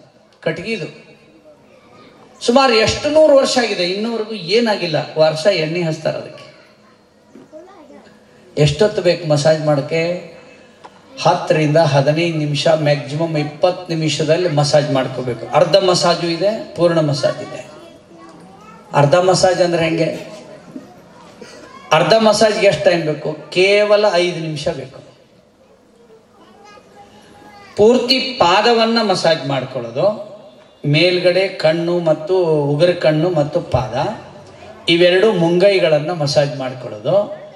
ಕಣ್ಣಿನ ಭಾಗ ಮತ್ತು ಕಿವಿ ಭಾಗ ಸ್ವಲ್ಪ ನೆತ್ತಿಗೆ ಹೆಚ್ಕೊಳ್ಳೋದು, ಒಂದು ಸ್ವಲ್ಪ ಹೊಕ್ಕಳಿಗೆ ಹೆಚ್ಕೊಳ್ಳೋದು. ಮುಗಿತಿದೆ ಅರ್ಧ ಮಸಾಜ್. ದಿನ ಮಾಡೋಕ್ಕಾಗಲಿ ಅಂದ್ರೆ ಇಷ್ಟು ಮಾಡಿಕೊಂಡ್ರೆ ಸಾಕು. ಎಣ್ಣೆ ಇಲ್ಲದ್ದು ಸ್ನಾನವೇ ಅಲ್ಲ, ಸುಣ್ಣ ಇಲ್ಲದ್ದು ತಾಂಬೂಲವೇ ಅಲ್ಲ. ಸುಣ್ಣ ಇಲ್ಲಂದ್ರೆ ಏನಿಲ್ಲ ಹೇಳ್ತಾರೆ. ಹಾಗೆ ಎಣ್ಣೆನ ಇಷ್ಟಕ್ಕೆ ಮಾತ್ರ ಹಚ್ಕೊಂಡ್ರೆ ಅದು ಅರ್ಧ ಮಸಾಜು. ಪೂರ್ಣ ಹಚ್ಚೋದು ಅಂತಂದ್ರೆ ಪೂರ್ಣ ದೇಹಕ್ಕೆ ಹಚ್ಚೋದು. ಯಾರ ಹತ್ರ ಹಚ್ಚಿಸ್ಕೋಬಹುದು, ಇಲ್ಲ ನಾವೇ ಮಾಡ್ಕೋಬಹುದು. ವಾರದಲ್ಲಿ ಒಮ್ಮೆ ಮಾಡಿಕೊಂಡ್ರೆ ಸಾಕು. ಎಂಥ ಒಬ್ಬ ದೊಡ್ಡ ವ್ಯಕ್ತಿ ನಮ್ಮ ಶ್ರೀಕೃಷ್ಣ ದೇವರಾಯರ ಚರಿತ್ರೆಯನ್ನು ಓದಿನಿ. ಕೃಷ್ಣದೇವರಾಯರ ಜೀವನ ಚರಿತ್ರೆಯಲ್ಲಿ ದಿನಚರಿ ಅಂತ ಒಂದು ಅಧ್ಯಾಯ ಇದೆ. ಅದರಲ್ಲಿ ಏನ್ ಬರೆದಿದ್ದಾರೆ ಗೊತ್ತಾ? ಅವ್ರು ರಾಜ್ಯಭಾರ ಮಾಡಿರೋದು 32 ವರ್ಷ. 32 ವರ್ಷಗಳ ಕಾಲ ಒಂದೂ ದಿನ ಬಿಡ್ದಂಗೆ ಮಸಾಜ್ ಮಾಡ್ಕೊಂಡ್ರಂತ. ಒಂದೂ ದಿನ ಬಿಡ್ದಂಗೆ. ಅವ್ರು ಹೊಂಟ್ರಂದ್ರೆ ಹಿಂದ್ಗಡೆ 1,00,000 ಜನ ಸೈನಿಕರು. ಒಂದಿನ ಬಿಡ್ದಂಗೆ ಮಾಡಿದ್ರಂತೆ. ಅದಕ್ಕೆ ನಾನು ಆಗ ಹೇಳ್ತೇನೆ, ಅಭ್ಯಂಗ ಸ್ನಾನಂ ಪರಮೌಷಧಂ ಅನ್ನೋದು ಎಲ್ಲ ಕೆಲಸ ಬದಿಗಿಟ್ಟು ಬೇಗ ಎದ್ದು ಯಾರು ಮಸಾಜ್ ಮಾಡ್ಕೊಂತಾರೋ ಒಂದು ಸ್ವಲ್ಪ ಎಣ್ಣೆನಲ್ಲಿ ಯಾವ್ಯಾವ ಎಣ್ಣೆ ಬಳಸಬೇಕು ಅಂತ ಹೇಳಿದ್ದೀನಿ. ಎಣ್ಣೆ ಇಲ್ಲ ಅಂದ್ರೆ ಗಾಡಿ ನಡೆಯಂಗಿಲ್ಲ, ಎಣ್ಣೆ ಇಲ್ಲ ಅಂದ್ರೆ ಬೈಕ್ ನಡೆಯಂಗಿಲ್ಲ, ಎಣ್ಣೆ ಇಲ್ಲ ಅಂದ್ರೆ ದೀಪ ಹತ್ತಂಗಿಲ್ಲ. ಎಣ್ಣೆ ಉರಿಸ್ಲಿಲ್ಲ, ದೀಪ ಯಾಕೆ ಹಚ್ತಾರೆ ಅಂದ್ರೆ ಅದು ಆಮ್ಲಜನಕ ಉತ್ಪಾದನೆ ಮಾಡುತ್ತೆ. ಅದಕ್ಕೆ ದೀಪನ ಇಲ್ಲ ಗುಡಿಯಾಗ ಅಂದ್ರೆ ಆಮ್ಲಜನಕ ಉತ್ಪಾದನೆ ಮಾಡುತ್ತೆ. ಈ ಎಣ್ಣೆ ಹಚ್ಚಿದ್ರೆ ಆಗಂಗಿಲ್ಲ. ಈಗ ಹೆಂಗಾಗ ನಮ್ಮ ಅಂಗಡಿ ಅಂದ್ರೆ, ನೀವು ಆಕಳ ತುಪ್ಪ ಐತೀನಿ ಅಂತ ಕೇಳಿದ್ರೆ ಡಾಲ್ಡಾನ ಭಾಳ ಚಲೋ ಐತ್ರಿ ಅದಕ್ಕಿನ್ನಂತಾರೆ. ಡಾಲ್ಡಾ ಎಲ್ಲಿ ತೆಗಿತಾರೆ ಗೊತ್ತೈತಿ? ದನ ಎಲ್ಲಿ ಕಡಿತಾರಲ್ಲ, ಕಷಾಯ ಕಾಣೆಗಿಂದ ಬರ್ತದ, ಅಲ್ಲೇ ಇರ್ತದ ಅದು ಮಾಡೋದು. ಆ ದನ ಕುದಿಸ್ತಾರ ಮಾಂಸನ, ಅದ್ರ ಮೇಲೆ ಒಂದು ಕೆಣಿ ಬರ್ತದೆ, ಅದೇ ಡಾಲ್ಡಾ ತುಪ್ಪ. ಅದನ್ನ ತಗೊಂಡು ಬಂದು ಸತ್ಯನಾರಾಯಣ ಕಥೆ ಮಾಡ್ತೀವಿ ನಾವೀಗ. ಅದನ್ನು ಉರಿಸಿದ್ರೆ ಮನೆಯಲ್ಲಿ ಕೆಟ್ಟ ವಾತಾವರಣ. ಅದನ್ನು ಯಾರು ಸೇವನೆ ಮಾಡ್ತಾರೆ ಅವ್ರಿಗೆ ಶ್ವಾಸಕೋಶದ ಸಮಸ್ಯೆ ಬರುತ್ತೆ. ನಾನು ಆಗಲೇ ಹೇಳಿದೆ, 1 ತೊಲ ತುಪ್ಪದಿಂದ 1 ಟನ್ ಆಮ್ಲಜನಕ ಉತ್ಪಾದನೆ ಆಗುತ್ತೆ. ಅಂದ್ರೆ ಇಲ್ಲಿ ಬಂದವರೆಲ್ಲರೂ ನಿಮ್ಮ ಮನ್ಯಾಗ ಒಂದು ದಿವ್ಸಕ್ಕೆ ಒಮ್ಮೆ 1 ಚಮಚ ತುಪ್ಪದ ದೀಪ ಹಚ್ಚಿದ್ರಿ ಅಂದ್ರೆ ಆ ಊರಿನ ತುಂಬ ಆಮ್ಲಜನಕ ಆಗುತ್ತೆ. ಕೊರೋನಾನು ಬರಂಗಿಲ್ಲ, ಯಾವುದು ಬರೋದಿಲ್ಲ, ಯಾವ ಸಾಂಕ್ರಾಮಿಕ ರೋಗವೂ ಬರೋದಿಲ್ಲ. ಈಗ ತಿನ್ನುವ ವಿಷಯಕ್ಕೆ ಬರೋದಾದ್ರೆ, ಬೇರೆ ಬೇರೆ ಎಣ್ಣೆ ಮತ್ತು ಅದನ್ನು ತಯಾರು ಮಾಡೋದು ಸರಿ ಇಲ್ಲ. ಮತ್ತು ಎಣ್ಣೆ ಕಾಳುಗಳಲ್ಲಿ ಕೆಮಿಕಲ್ ಇದೆ. ಆಮೇಲೆ ಅದನ್ನು ಪ್ರೋಸೆಸ್ ಮಾಡೋದು ಸರಿ ಇಲ್ಲ. ರಿಫೈನ್ಡ್ ಆಯಿಲ್ ಅಂದ್ರೆ ತಗೋತಾರೆ, ಡಬಲ್ ಫಿಲ್ಟರ್ ಅಂದ್ರೆ ತಗೋತಾರೆ. ಎಣ್ಣೆಯಲ್ಲಿ 3 ಗುಣ ಇರ್ತದೆ: ಒಂದು ವಾಸನೆ, ಒಂದು ಜಿಡ್ಡು, ಒಂದು ಕಂಪು. ಈಗಿನ ಎಣ್ಣೆಯಲ್ಲಿ ಜಿಡ್ಡಿಲ್ಲ, ಕಂಪಿಲ್ಲ, ವಾಸನೆ, ಪರಿಮಳ ಇಲ್ಲ. ಅದು ಯಾಕೆ ಹಂಗೆ ಬಂತು ಅಂದರೆ, ಯಾರಿಗೆ ವಾತ ಬೆಳಿಲಿಕ್ಕೆ ಶುರು ಆಯಿತು ಅವ್ರಿಗೆ ಯಾರೋ ಹೇಳಿದರು ನೀವು ಜಿಡ್ಡು ಇಲ್ದಿರೋ ಎಣ್ಣೆ ತಿನ್ರಿ ಅಂದರು. ಅವರು ಡಬಲ್ ಫಿಲ್ಟರ್ ತಿನ್ನಕ್ಕೆ ಶುರು ಮಾಡಿದ್ರು. ಆಮೇಲೆ ಅದಕ್ಕೆ ದಟ್ಟ ಇದ್ರೆ ತೊಂದರೆ ಆಗತ್ತೆ ಅಂದ್ರು ರಿಫೈನ್ಡ್ ತಿನ್ರಿ ಅಂತ ಹೇಳಕ್ಕೆ ಶುರು ಮಾಡಿದ್ರು. ಅಲ್ಲಿ ಸಿಂಗರ್ ಚಿತ್ರ ರಿಫೈನ್ಡ್ ಆಯಿಲ್ ಅಂತ ಒಂದು ಕೊಟ್ಟು ಬಿಟ್ಟರು. ಇವರು ತಗೊಂಡು ಬರ್ಲಿಕ್ಕೆ ಶುರು ಮಾಡಿ, ಗಾಣನೇ ಇಲ್ವಲ್ಲ, ಹಿಂಗಾಗಿ ಅದನ್ನು ಮಾಡ್ಲಿಕ್ಕೆ ಶುರು ಮಾಡಿ. ಎಣ್ಣೆ ಕಾಳುಗಳಲ್ಲಿ ಅವು ಬೇರೆ ದೇಶಕ್ಕೆ ಹೊರಟು ನಮಗೆ ಬೇರೆ ದೇಶದಿಂದ ಒಂದು ಕ್ರೂಡ್ ಆಯಿಲ್ ಬಂತು. ಅದನ್ನು ಮಾಡ್ಲಿಕ್ಕೆ ಶುರು ಮಾಡಿದ್ವಿ. ಬಂಧುಗಳೇ, ಕಣ್ಣನವ್ರ ಸಾರು ಇದನ್ನ ಉದ್ದೇಶನ ಇಟ್ಕೊಂಡು ಅವರು ಸ್ವತಃ ಪ್ರಯೋಗ ಮಾಡಿ ಆ ಎಣ್ಣೆಯಿಂದ ಏನಾಗಿದೆ ಅನ್ನೋದನ್ನು ಕಂಡು ಹಿಡಿದು ಇದನ್ನು ತಯಾರು ಮಾಡಿ. ಉದ್ದೇಶ ಏನಂದ್ರೆ, ಇಲ್ಲಿ ಬಂದವರು ಸಹಿತ ಆ ತೈಲವನ್ನು ಉಪಯೋಗಿಸಿ ಆರೋಗ್ಯವಂತರಾಗಲಿ ಅನ್ನೋ ಉದ್ದೇಶವನ್ನು ಅವ್ರು ಮಾಡಿದ್ದಾರೆ. ಅದಕ್ಕೆ ನಾನು ಅವರಿಗೆ ಧನ್ಯವಾದಗಳನ್ನು ಈ ಸಂದರ್ಭದಲ್ಲಿ ಅರ್ಪಿಸ್ತೇನೆ. ದೊಡ್ಡ ಪ್ರಶ್ನೆ ಯಾವುದು ಅಂದ್ರೆ, ಎಣ್ಣೆ ಖರೀದಿ ಮಾಡಕ್ ಹೋದಾಗ ಬಹಳ ತುಟ್ಟೈತ್ರಿ ಎಣ್ಣೆ ಅಂತ. ಎಂಥ ವಿಚಿತ್ರ ಕಾಲಘಟ್ಟದಲ್ಲಿದ್ದೀವಿ ಅಂದ್ರೆ, ನಾವು ಸಿಗರೇಟಿಂದ ಬೆಲೆ ಕೇಳಂಗಿಲ್ಲ, ತಂಬಾಕದ್ದು ಕೇಳಂಗಿಲ್ಲ, ಕೋಕೋ ಕೋಲಾದ್ದು ಕೇಳಂಗಿಲ್ಲ, ಶರೆದ್ದಂತೂ ಕೇಳಂಗಿಲ್ಲ, ಸ್ಟಾರ್ ಗುಟ್ಕ ದೊಡ್ಡ ಕೇಳಂಗಿಲ್ಲ, ತುಟ್ಟಿ ಯಾವ್ದೈತೆ ಅದ ಚಲೋ ಗುಟ್ಕ ಅನ್ನುವಂಥ ಸ್ಥಿತಿಗೆ ಬಂದೇವಿ. ಮತ್ತು ಬೆಳಗಿನ ಜಾವ 5 ಗಂಟೆಕನ ಆ ಶರ್ಯದ ಅಂಗಡಿ ಅಂತ ಹೋಗ್ತೀವಿ. ನಸಿಕಿನಾಗ ಕುಡಿಯೋರು ಅದಾರ. ಈಗ ಮನ್ಯಾಗ ಮಾರಕತ್ತಾರ, ಅವ್ರ ಮನೆಗೆ ಹೋಗಿ ತಗೊಂಡ್ಬರ್ತಾರ. ಹಾಲು ಇವರ ಹೋಗಿ ಕೊಟ್ಟರು ತಗೊಳ್ಳೋರು ಇಲ್ಲಿಗ. ಬೇಕಾದ್ರೆ ಇವ್ರು ಶೃಂಗಾರಣ್ಯ ಹೋಗಿ ಕೊಡ್ಲಿ, ಯಾರು ತಗೊಳಂಗಿಲ್ಲ. ಇಂಥ ವಿಚಿತ್ರವಾದ ಕಾಲಘಟ್ಟದಲ್ಲಿ ಬಂದು ನಿಂತಿದ್ದೀವಿ. 1 kg ಸಿಗರೇಟಿಗೆ 8,500 ರೂಪಾಯಿ. ಅದನ್ನ ಆಮೇಲೆ ಪ್ಯಾಕ್ ಮಾಡ್ತಾರೆ. ಸಿಗರೇಟ್ ಫ್ಯಾಕ್ಟ್ರಿ KG ಗಂಟೆ ಕೊಡ್ತಾರೆ ಅಂತಂದು ಪ್ಯಾಕ್ ಮಾಡ್ತಾರೆ. ಆದರೆ ಹಸು ತುಪ್ಪ ತಗೋಬೇಕು ಅಂದ್ರೆ ಅದಕ್ಕೆ ಸಾಕಷ್ಟು ಚೌಕಾಸಿ ಮಾಡ್ತಾರೆ. ನಾಯಿ ತರೋದಕ್ಕೆ ಚೌಕಾಸಿ ಇಲ್ಲ. ಎಷ್ಟು ಡಾಬರ್ ಮಣ್ಣು, ಎಷ್ಟು 8 ಲಕ್ಷ ತಗೊಂಡ್ಬರ್ತಾರೆ. ಆದ್ರೆ ಒಂದು ಹಸು ತರಬೇಕಾದ್ರೆ ಅದಕ್ಕೆ ಚೌಕಾಸಿ ಮಾಡ್ತಾರೆ. ಕಣ್ಣನವ್ರು ಸರೇ, ನೀವೇನೂ ಯೋಚನೆ ಮಾಡಬೇಡ್ರಿ, ಎಣ್ಣೆ ಹಂಗ ಸ್ಟಾಕ್ ಇದ್ರು ಅದನ್ನ ಎಲ್ಲಿ ಕಳಿಸ್ಬೇಕು ಕಳಿಸುನು. ನಮ್ಮ ಉದ್ದೇಶ ಇರೋದೇನಂತಂದ್ರೆ, ಎಲ್ಲ ಬಂಧುಗಳು, ನಿಮ್ಮ ಮಕ್ಕಳು ಮೊಮ್ಮಕ್ಕಳು, ನಿಮ್ಮ ವಂಶ, ನೀವು ಆರೋಗ್ಯವಾಗಿರಬೇಕು ಅಂತ ನಿಮ್ಗೆ ಅನಿಸಿದ್ರೆ ಶುದ್ಧ ಗಾಣದ ಎಣ್ಣೆಯನ್ನು ತಿನ್ರಿ. ಕಾಣನ್ನವರು ಏನಾದರೂ ನಿಮಗೆ ಅದು ತುಟ್ಟಿ ಅನ್ನಿಸ್ತದಂದ್ರೆ ನೀವೇ ಶೇಂಗಾ ತೊಗೊಂಬಂದು ಹಾಕ್ರಿ. ಅದ್ರಾಗ ಅವ್ರು ಹಾಕೋ ಮಟ್ಟ ಅವ್ರು ಅಲ್ಲೇ ನಿಂದಿರಲಿ, ಅವ್ರಿಗೆ ಫ್ರೀಯಾಗೆ ಹಾಕಿ ಕೊಟ್ಬಿಡಿ ಒಂದಿಷ್ಟು ದಿವಸ. ನಿಮ್ಗೇನು ದೇವ್ರ ಕಡಿಮೆ ಮಾಡಿಲ್ಲ, ಅವರೇ ಹಾಕ್ಕೊಂಡು ಹೋಗ್ಲಿ ಎಣ್ಣೆ ತಿರುಗಿಸ್ಕೊಂಡು. ನಾನು ಇತ್ತೀಚೆಗೆ ಮೈಸೂರಿಗೆ ಹೋಗಿದ್ದೆ. ದೇಶಿರಿ ಅನ್ನುವಂಥದ್ದು ಎಣ್ಣೆ ಗಾಣಕ್ಕೆ ಹೋಗಿದ್ದೆ. ಭಾರತದಲ್ಲಿಯೇ ಕಟ್ಟಿಗೆ ಗಾನ ಪೂರ್ತಿ, ಎತ್ತಿನ ಗಾನ ಇರೋದು 17 ಗಾನ ಇರೋದು ಅದು ಮಾತ್ರ ಈಗ ಸದ್ಯ ಭಾರತದಲ್ಲಿ 17 ಗಾನ ಇದೆ. ಪೂರ್ತಿ ಕಟ್ಟಿಗೆದಿದೆ ಮತ್ತು ಎತ್ತಿಂದಿದೆ. 40 ಎತ್ತಿದೆ ಅವ್ರ ಹತ್ರ. 3 ಜನ BE ಮಾಡಿರುವಂಥ ಇಂಜಿನಿಯರು ಕಂಪ್ನಿಗೆ ರಾಜೀನಾಮೆ ಕೊಟ್ಟು ಅವ್ರು ಎಣ್ಣೆ ಗಾಣ ಹಾಕಿದ್ದಾರೆ. ಅಂಥವ್ರಿಗೆ ಏನೂ ಪ್ರಶಸ್ತಿ ಕೊಡಂಗಿಲ್ಲ. ಇವರು ಗುಟ್ಕಾ ಕಂಪ್ನಿಗೆ ಅಡ್ವರ್ಟೈಸ್ ಕೊಡೋರಿಗೆ ಪದ್ಮಶ್ರೀ ಕೊಟ್ಟಾರ ನಮ್ಮ ದೇಶದಾಗ. ಕ್ರಿಕೆಟ್ ಆಡೋರು, ನೇಗಲ ಹೊರೋರಿಗಿಲ್ಲ, ಜೋಳ ಬೆಳೆಯೋರಿಗಿಲ್ಲ, ಸ್ವಾಮಿಗಳಿಗಿಲ್ಲ, ಎಣ್ಣೆ ಗಾಣ ಮಾಡಿದವ್ರಿಗಿಲ್ಲ. ಗುಟ್ಕಾ ಕಂಪ್ನಿ ತೆಗೆದವ್ರಿಗೆ ಬಾಯಲ್ಲಿ ಹೇಳಿ ಅಂತ ಬಸ್ಸಿನ ಮೇಲೆ ಹಾಕಿರ್ತಾರೆ ಫೋಟೋ. ಮತ್ತು ಬಾಯಲ್ಲೇ ಹೇಳೋದು, ಎಲ್ಲಿ ಹೇಳೋದಿಲ್ಲ. ಇದರ ಪರಿಣಾಮ ಏನಾಗಿದೆ ಅಂತ ಹೇಳ್ತೀನಿ. ಇದರ ಮುಂದುವರೆದ ಭಾಗದಲ್ಲಿ ಗುಟ್ಕಾ ಆಗಲಿ, ಇನ್ನೊಂದಾಗಲಿ, ಕೋಕೋ ಕೋಲಾ ಆಗಲಿ, ಪೆಪ್ಸಿ ಆಗಲಿ, ಪಾಶ್ಚಿಮಾತ್ಯರ ಅಂಧಾನುಕರಣೆ ಆಗಲಿ, ಧಾರಾವಾಹಿಯಲ್ಲಿ ಬರುವಂಥ ಸ್ಥಿತಿಗಳಾಗಲಿ, ನಾವು ರೆಡಿಮೇಡ್ ಫುಡ್ ತಿನ್ನೋದಾಗಲಿ, ಅದರ ಪರಿಣಾಮ ಏನಾಯಿತು ಅಂದರೆ, WHO ವರ್ಲ್ಡ್ ಹೆಲ್ತ್ ಆರ್ಗನೈಜೇಷನ್, ವಿಶ್ವ ಆರೋಗ್ಯ ಸಂಸ್ಥೆ ಒಂದು ಸಂಶೋಧನೆ ಮಾಡಿ ಹೇಳಿದೆ. ಭಾಳ ನೋವಿನ ಸಂಗತಿ ಏನಂದರೆ, ಇವತ್ತು ಎಷ್ಟು ಸಂಖ್ಯೆ ಇದೆ ಕ್ಯಾನ್ಸರ್ನವ್ರು ಅಂದ್ರೆ 3,20,00,000 ಭಾರತದಲ್ಲಿ. 3,20,00,000. ಬೇಕಾದ್ರೆ ಈ ಊರಾಗ ಹೋಗ್ರಿ ನೀವು, 4 ರಿಂದ 5 ಜನ ಇರ್ತಾರೆ ಕ್ಯಾನ್ಸರ್ನವ್ರು. ಒಂದು ಗ್ರಾಮದಲ್ಲಿ ಮಿನಿಮಮ್ 4 ಜನ ಇದ್ದಾರೆ. 1,500 ಜನ ಇದ್ದಾರೆ ಅಂದ್ರೆ ಅಲ್ಲಿ 4 ಜನ ಕ್ಯಾನ್ಸರ್ನವ್ರು ಇದ್ದಾರೆ. ಮಹಿಳೆಯರು 80% ಎದೆ ಕ್ಯಾನ್ಸರ್ ಇದೆ, ಪುರುಷರದ್ದು 80% ಬಾಯಿ ಕ್ಯಾನ್ಸರ್ ಇದೆ. ಇನ್ನು ಉಳಿದವ್ರದ್ದೆಲ್ಲ ಓರಿಯನ್ ಕ್ಯಾನ್ಸರು, ಥ್ರೋಟ್ ಕ್ಯಾನ್ಸರು, ಇದೆಲ್ಲ ಬಹಳಷ್ಟು ಬೆಳೆದು ಬಿಟ್ಟಿದೆ. ಅತಿ ವಿಷಾದನೀಯ ಅಂತಂದ್ರೆ 2.5 ತಿಂಗಳ ಕೂಸು ಕ್ಯಾನ್ಸರ್ ಇಂದ ಬಂದಿತ್ತು ನನ್ನ ಹತ್ರ. ಬರೀ 2.5 ತಿಂಗಳ ಕೂಸು.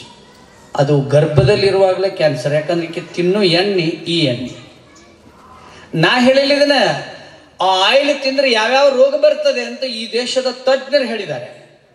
ನನಗೇನು ಇವರೇನ ನಾವು ಯಾವುದು ಅಡ್ವರ್ಟೈಸ್ ಕೊಡಬೇಕು, ನಮ್ಗೇನಾರು ಕೊಡಬೇಕು ಆ ಥರದ್ದಲ್ಲ.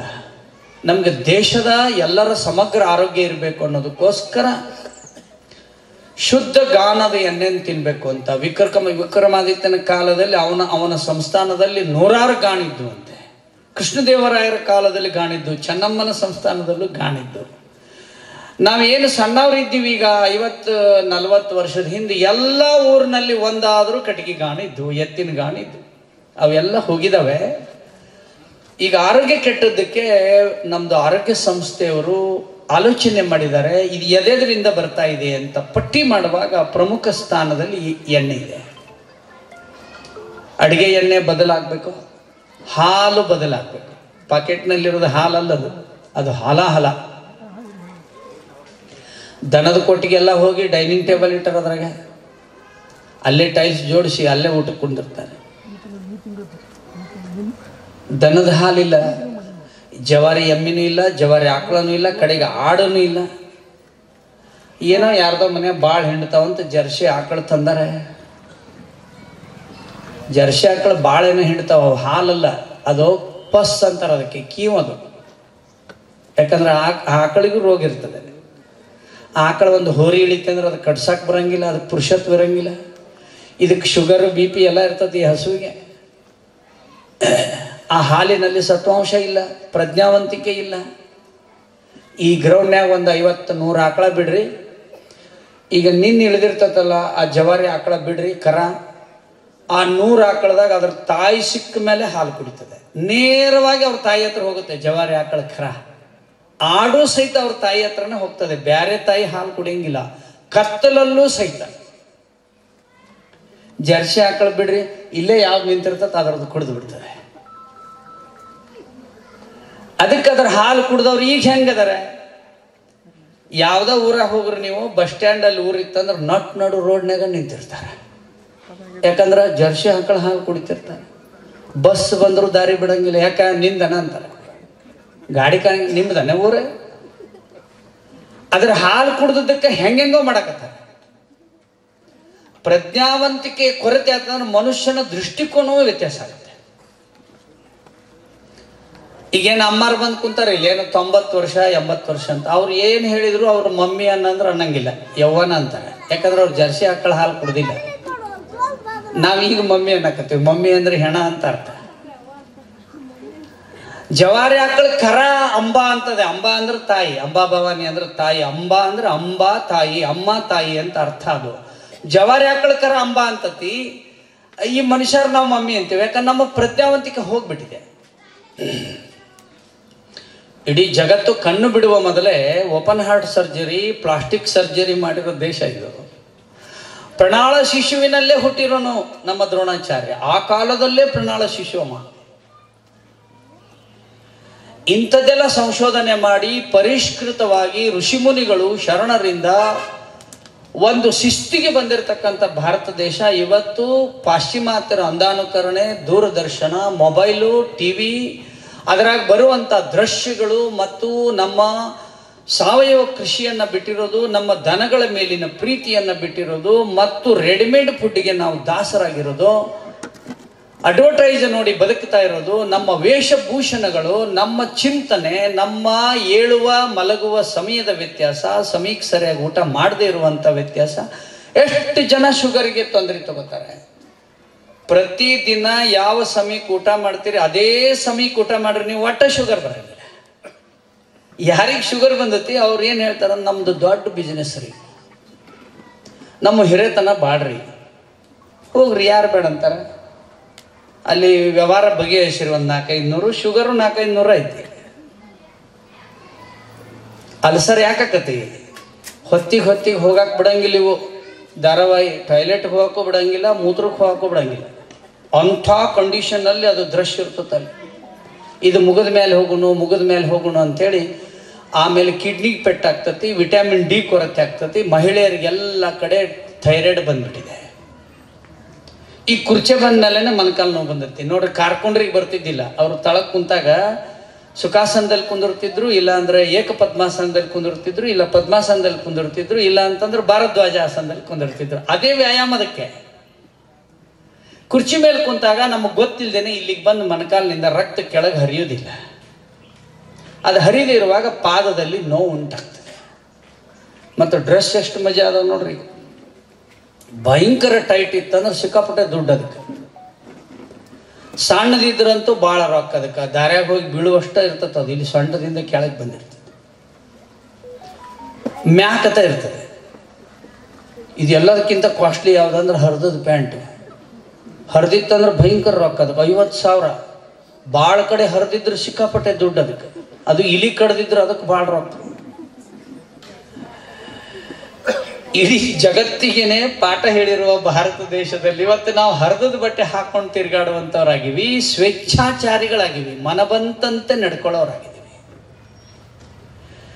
ಮನಃಶಾಂತಿಯೇ ಇಲ್ಲ, ಆತ್ಮ ಸಾಕ್ಷಾತ್ಕಾರವೇ ಇಲ್ಲದೆ ಇರುವಂಥ ಸ್ಥಿತಿಗೆ ಹೋಗ್ಲಿಕ್ಕೆ ಏನು ಕಾರಣ ಅಂದರೆ ನಾವು ಸೇವಿಸುವಂಥ ಆಹಾರದಲ್ಲಿ ಸಾತ್ವಿಕತೆಯ ಕೊರತೆ ಇಲ್ಲದೆ ಇರೋದ್ರಿಂದ. ಧರ್ಮಾರ್ಥ ಕಾಮ ಮೋಕ್ಷಾನಾಂ ಆರೋಗ್ಯಂ ಮೂಲಮುತ್ತಮಂ ಅಂತ ಮಂತ್ರ ಇದೆ.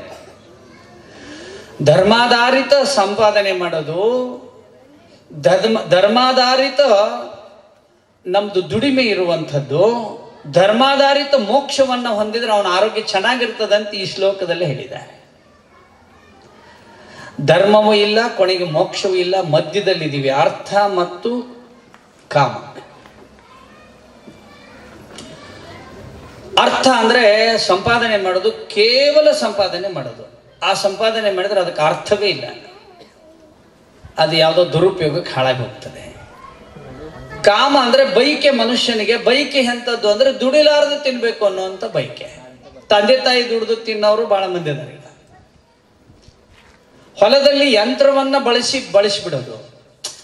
ಏನಾದ್ರೂ ಆಗ್ಲಿ, ಏನಾಗೋದಿದೆ, ಏನು ಹೊಲ ಹಾಳಾದ್ರೂ ಹೋಗ್ಲಿ, ನಮ್ಗೇನು,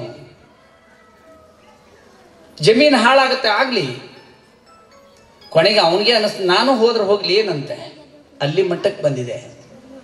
ಕೊಟ್ಬಿಟ್ರು, ಇಲ್ಲಿವರೆಗೆ ಕೊಟ್ರು ಏನೇನೆಲ್ಲ ಕೊಟ್ಬಿಟ್ರು. ಕೊನೆಗೆ ಎಲ್ಲ ಕೊಟ್ಟು ಏನು ಮಾಡಿದ್ರು, ಈಗ ಇನ್ನು ಮುಂದೆ ಅಕ್ಕಿ ಬದಲು ಅನ್ನನೇ ಮಾಡಿ ಕೊಟ್ಟರು ಕೊಡ್ಬೋದು. ಪಾಪ ಇವ್ರಿಗೆ ಯಾಕೆ ತ್ರಾಸು ಅಂತೇಳಿ ಎಷ್ಟು ಬೇಕಾದಷ್ಟು ಇಲ್ಲೊಂದು ಶಾಲೆ ಮುಂದೆ ಮಾಡಿಬಿಡೋದು ಅಣ್ಣ. ಅಲ್ಲಿಗೇನಾಯ್ತು, ನಮ್ಮಲ್ಲಿ ಶರೀರದಲ್ಲಿ ಶ್ರಮ ಪಡುವುದು ಕಡಿಮೆ ಆಯ್ತು, ತಲೆಗೆ ತರ್ಕ ಕಡಿಮೆ ಆಯ್ತು. ಸ್ವಾಮಿಗಳು, ಸಂತರು, ಶರಣರು ಗೀತಾ ಮತ್ತು ವಚನ ಸಾಹಿತ್ಯದ ಬಗ್ಗೆ ನಮ್ಮ ವಿಚಾರವೇ ಅದರ ಕಡೆ ಹೋಗದೆ ಇರೋಂಗಾಯ್ತು. ಶುಷ್ಕ ಜೀವನ ಆರಂಭ ಆಯ್ತು. ಇದೆಲ್ಲವೂ ಕಾರಣ ಸಾತ್ವಿಕ ಸತ್ವ ದೇಹದಲ್ಲಿ ಹೋಗದೆ ಇದ್ರೆ ಚಿಂತನೆಯೂ ಕೆಟ್ಟದ್ದಾಗುತ್ತೆ. ಹಳ್ಳಿಯಾಗ ಹೇಳೋದಿಲ್ಲ, ಎಂಥದ್ದು ಊಟ ಮಾಡ್ತಾರೆ ಅಂಥದ್ದು ಮಾತಾಡ್ತಾರೆ. ಎಂಥದ್ದು ಊಟ ಮಾಡ್ತಾರೆ, ಯಾರು ದುಡ್ದಿತ್ತಿಂದ ಅಂದ್ರೆ ಅವನ ಮಾತ ಬೇರೆ ಇರ್ತಾವ. ಒಂದೂರಾಗ ಒಬ್ಳು ಏನೋ ಗೊತ್ತಿಲ್ಲದೆ ರಾಣಿ ಆಕಿ ಏನೋ ಮೋಸ ಹೋಗಿ ಒಬ್ಬನ ಮದುವೆ ಮಾಡ್ಕೊಂಡಿದ್ದು. ಅವ ತುಂಬ ಸುಂದರ ಇದ್ದ ಮತ್ತು ಅವ ಏನೇನೋ ಒಂದಿಷ್ಟು ಸುಳ್ಳು ಹೇಳಿದ್ದ, ಮದುವೆ ಮಾಡ್ಕೊಂಡ್ಬಿಟ್ಟಿದ್ಲು. ಅವ ಬರುವಾಗ, ಅವ್ರ ಮನೆಗೆ ಬರುವಾಗ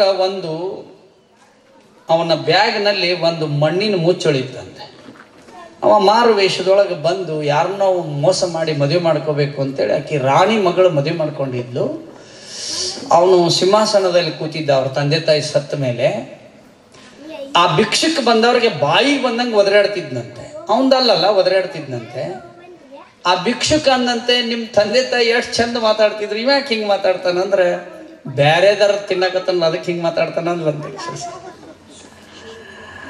ಏನು ಹಿಂಗಂತಿ ಅಂತ ಆಕೆಗೆ ಒದರಾಡಕತ್ತನಂತ ಭಯಂಕರ ಬಾಯಿಗೆ ಬಂದಂಗೆ. ಅವಾಗ ಆಕೆ ಅಂದ್ಲಂತೆ, ನೀನೇನು ಬ್ಯಾಗ್ನಾಗ ಇಟ್ಕೊಂಡು ಬಂದಿದ್ದೀಯಲ್ಲ ಅದನ್ನು ಮುಚ್ಚಳ ಅಲ್ಲಿ ಇಟ್ಟೇನು ನೋಡು ನೆಲ್ಲುನ್ಯಾಗ ಅಂದಂತ. ಅದನ್ನ ನೋಡಿದ ಕೂಡಲೇ ಹಾರ್ಟ್ ಅಟ್ಯಾಕ್ ಆಗ್ಬಿಡ್ತಂತ.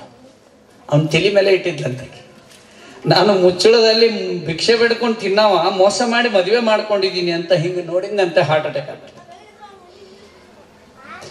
ಅಂದ್ರೆ ಅರ್ಥ ಬೇರೆದವ್ರು ತಿಂತಿದ್ವಿ ಅಂದ್ರೆ ಸೌಂಡು. ಒಬ್ಬ ಮಹಾಯೋಗಿ ವೇಮನ ಒಂದು ವಚನ ಬರ್ದಾನೆ. ಏನಂತ ಬರ್ದಾನೆ, ಅಲ್ಪನಾಡುವನು ಆಡಂಬರದ ನುಡಿಯ, ಜ್ಞಾನಿ ಆಡುವನು ಸುಮಧುರ ನುಡಿಯ, ಕಂಚು ಮೊಳಗುವಂತೆ ಕಣಕ ಮೊಳಗುವುದೇ ವಿಶ್ವದಾಭಿರಾಮ. ಬಂಗಾರದ ಗಂಟೆ ಕಟ್ರೆ ನೋಡ್ರಿ ನಾದ ಬರ್ತತನ, ಬರಲ್ಲ, ಕಂಚಿನ ನಾದ ಬರ್ತದೆ. ಅವ ಅಲ್ಪನಿಗೆ ಜ್ಞಾನಿಗೆ ಹೋಲಿಸ್ತಾನೆ, ಕಂಚು ಶಬ್ದ ಮಾಡ್ತದೆ ಅಂತ. ಯಾವಾಗಲೂ ವಿಚಾರವನ್ನು ವ್ಯಕ್ತಪಡಿಸಿದರೆ ಇಲ್ಲಿಂದ ಹೋಗಿರೋರು ಅದನ್ನು ತಲೆಯಾಗಿಟ್ಕೊಂಡು ಹೋಗಿ ಮನೆಯೊಳಗೆ ಆಚರಿಸುವಂತ ಆಗಬೇಕು. ಅಂದ್ರೆ ಮಾತ್ರ ಸಭೆ ಮಾಡಿದ್ದಕ್ಕೆ ಸಾರ್ಥಕ. ಅದಕ್ಕೆ ಕಾರ್ಯಕ್ರಮ ಅಂತ ಹೆಸರಿಟ್ರೆ ನಮ್ಮ ದೇಶದಲ್ಲಿ. ಕಾರ್ಯದ ಕ್ರಮವನ್ನ ಹೇಳಿಕೊಡೋದೇ ಕಾರ್ಯಕ್ರಮ. ಈಗ ಬರೀ ಕಾರ್ಯ ಆಕ್ರಮಣೆ ಜಾಸ್ತಿ ಇರ್ತವೆ. ಅವ ಬರಲಿಲ್ಲ, ಇವ ಬರಲಿಲ್ಲ, ಅವಂಗ ಮಾಲಿ ಹಾಕಲಿಲ್ಲ, ನಮಗೆ ಹಾಕಲಿಲ್ಲ, ಮುಂದೆ ಜಗ್ ಹಾಕ್ತಾರೆ ಮಾಲಿ, ಬಾಲ್ಯ ಅಂದ್ರೂ ಹಾಕ್ತಾರೆ, ತೆಗೆದು ಸಾಕಾಕತ್ತೆ, ಬೆಳ್ತಾನೆ ಹಾಕ್ತಾರೆ. ವಿಚಾರದ ಮಾಲೆಯನ್ನ ಹಾಕೊಂಡು, ವಿಷಯದ ಮಾಲೆಯನ್ನ ಹಾಕೊಂಡು ಅದನ್ನ ತಲೆ ಒಳಗೆ ಇಟ್ಕೊಂಡು ಮನೆಯಾಗ ಹೋಗಿ ಏನಾರು ಪರಿವರ್ತನೆ ಮಾಡಿದ್ರು ಅಂದ್ರೆ ತಾಯಂದ್ರು ಈ ಸಭೆ ಮಾಡಿದ್ದಕ್ಕೆ ಸಾರ್ಥಕ ಆಗತ್ತೆ. ಇಲ್ಲಿಕಂದ್ರೆ ಏನು ಆಗಂಗಿಲ್ಲ. ಇದು ಒಂದ ಉಲ್ಟಾ ಆಗಿಲ್ಲ ನಮ್ಮ ದೇಶದಾಗ, ಎಲ್ಲ ಉಲ್ಟಾ ಆಗ್ಯಾವ. ಎಣ್ಣೆ ಒಂದ ಅಲ್ಲ, ಎಲ್ಲಾನು ಉಲ್ಟಾ ಮಾಡೇವಿ. ಈಗ ನಾವು ಕುಂತು ಊಟ ಮಾಡ್ತೀವಿ, ನಿಂತು ಉಣ್ಣಾಕತ್ತೀವಿ, ಚಪ್ಪಲ್ ಕಳೆದು ಉಂತಿದ್ವಿ, ಚಪ್ಪಲ್ ಹಾಕೊಂಡು ಉಂತೀವಿ. ಅದಕ್ಕೊಂದು ಇರ್ಲಿ ಅಂತ ಹೆಸರಿಟ್ರ ಬಫೆಟ್ ಅಂತ. ಅದು ಭಿಕ್ಷುಕ ಪದ್ಧತಿ ಅಂತಾರೆ ಅದಕ್ಕೆ. ಬೇಡ್ಕೊಂಡು ನೀಡಿಸ್ಕೊಂಡಲ್ಲ, ಬಡಿಸ್ಕೊಂಡಲ್ಲ, ನೀಡಿಸ್ಕೊಂತೀನಿ. ಒಟ್ಟ ವಾಶ್ ಮಾಡದೇ ಇರುವಂತ ಪ್ಯಾಂಟ್ ಬಂದವು, 6 ತಿಂಗಳು ಒಗೆಯೋಂಗೆ ಇಲ್ಲ, ಅಷ್ಟು ಕೊಳಕರು. ಚಳಕನೂ ಮಾಡಂಗಿಲ್ಲ ಒಬ್ಬೊಬ್ರು 3-4 ದಿವಸ. ನಮ್ಮ ಹತ್ರ ಬಂದವ್ರು ಅಂತಾರೆ, ದಿನ ಮಾಡ್ಬೇಕ್ರೆ ಚಳಕ? ಹಂಗೆ ನೋಡಿದ್ರೆ 2 ಸರಿ ಮಾಡ್ಬೇಕು. ಆಮೇಲೆ ಮಕ್ಕಳು ಮನೆಯಾಗ ಇರುವಂಗಿಲ್ಲ, ಅವ್ರ ಹೋಟೆಲ್ನಾಗ ಇರ್ಬೇಕು. ಅವ್ರು ಬಂದ ಕೂಡಲೇ ಇವ್ರನ್ನ ವೃದ್ಧಾಶ್ರಮದಾಗ ಇಡ್ಬೇಕು. ಯಾಕೋ ಹಿಂಗೆ? ಯಾಕಂದ್ರೆ ನಮ್ಮನ್ಯಾಗ ಹಾಸ್ಟೆಲ್ನಾಗ ಇಟ್ಟಿದ್ರು ಅವರು, ಅದಕ್ಕೆ ನಾವು ಅವ್ರನ್ನ ವೃದ್ಧಾಶ್ರಮದಾಗ ಇಟ್ಟಿವಿ. ಉಲ್ಟಾ ಎಲ್ಲ ಉಲ್ಟಾ ಆಗ್ಬಿಟ್ಟಿದೆ. ತಾಯಿ ಅಂತಿದ್ರು, ಈಗ ಮುದುಕಿ ಅಂತಾರಕ್ಕೆ. ಆದರ್ಶ ಯಾರ ಮೇಲೆ ಇಟ್ಕೊಂಡಿದ್ದೀವಿ ಅಂದ್ರೆ, ಈಗ ಒಂದು 30-40 ವರ್ಷದಿಂದ ಆದರ್ಶ ಯಾರು ನಿಮ್ಗೆ ಅಂದ್ರೆ, ಅಕ್ಕಮಹಾದೇವಿ, ಹೇಮರೆಡ್ಡಿ ಮಲ್ಲಮ್ಮ, ರಾಣಿ ಚೆನ್ನಮ್ಮ, ಝಾನ್ಸಿ ರಾಣಿ ಲಕ್ಷ್ಮೀಬಾಯಿ, ಅಹಲ್ಯಬಾಯಿ ಹೋಳ್ಕರ್, ಸಂಚಿ ಹೊನ್ನಮ್ಮ, ಅಲ್ಲಮ್ಮ ಪ್ರಭುದೇವರು, ಬಸವಣ್ಣನವರು, ನಮ್ಮ ಯಾರು ಸ್ವಾಮಿ ವಿವೇಕಾನಂದರು ಅಂತಿದ್ವಿ. ಈಗೆಲ್ಲ ಬದಲಾಗಿ ಸಿನಿಮಾದವರೇನೆ ಆದರ್ಶರೀಗ. ಲಾಂಗ್ ಹಿಡ್ಕೊಂಡವನೇ ಭಾಳ ದೊಡ್ಡ ಆದರ್ಶ. ಲಂಗ ಹಾಕ್ಕೊಂಡಿರೋಕೆ ಹೀರೋಯಿನಿ, ಬೇಕಾದಷ್ಟು ವಯಸ್ಸಾಗಿರ್ಲಿಕ್ಕೆ. ಇಂಥ ಮನಸ್ಥಿತಿಗೆ ಬರ್ಲಿಕ್ಕೂ ನಾವು ಸೇವಿಸುವಂತ ಆಹಾರದಲ್ಲಿ ಸತ್ವಾಂಶದ ಕೊರತೆಯೇ ಕಾರಣ. ಅವನು ಉತ್ತಮ ಗುಣಮಟ್ಟದ ಆಹಾರ ಊಟ ಮಾಡಿದ್ರೆ ಅವನ ಚಿಂತನೆ ಕೆಟ್ಟ ಇರ್ಲಿಕ್ಕೆ ಸಾಧ್ಯವೇ ಇಲ್ಲ. ಹೆಂಗೆ? ಈಗ ಜವಾರಿ ಆಕಳು ಕರ್ಕೊಂಡು ಹೋಗ್ರಿ ಎಮ್ಮಿ ಜೊತೆಗೆ, ಅದು ಏನು ಮಾಡಿದ್ರು ಎಮ್ಮಿ ತಿನ್ನೋದನ್ನು ತಿನ್ನಂಗಿಲ್ಲ. ಎಮ್ಮಿ ಏನೇನು ತಿಂತದ್ ನಿಮ್ಗೆ ಗೊತ್ತಿಲ್ಲ. ಅದನ್ನು ತಿಂದದ್ದನ್ನ ಹಾಲು ಕುಡಿತೀವಿ ನಾವು, ಅದರ ಅಂಶ ಬಂದೇ ಇರ್ತದೆ ಅದ್ರಾಗ.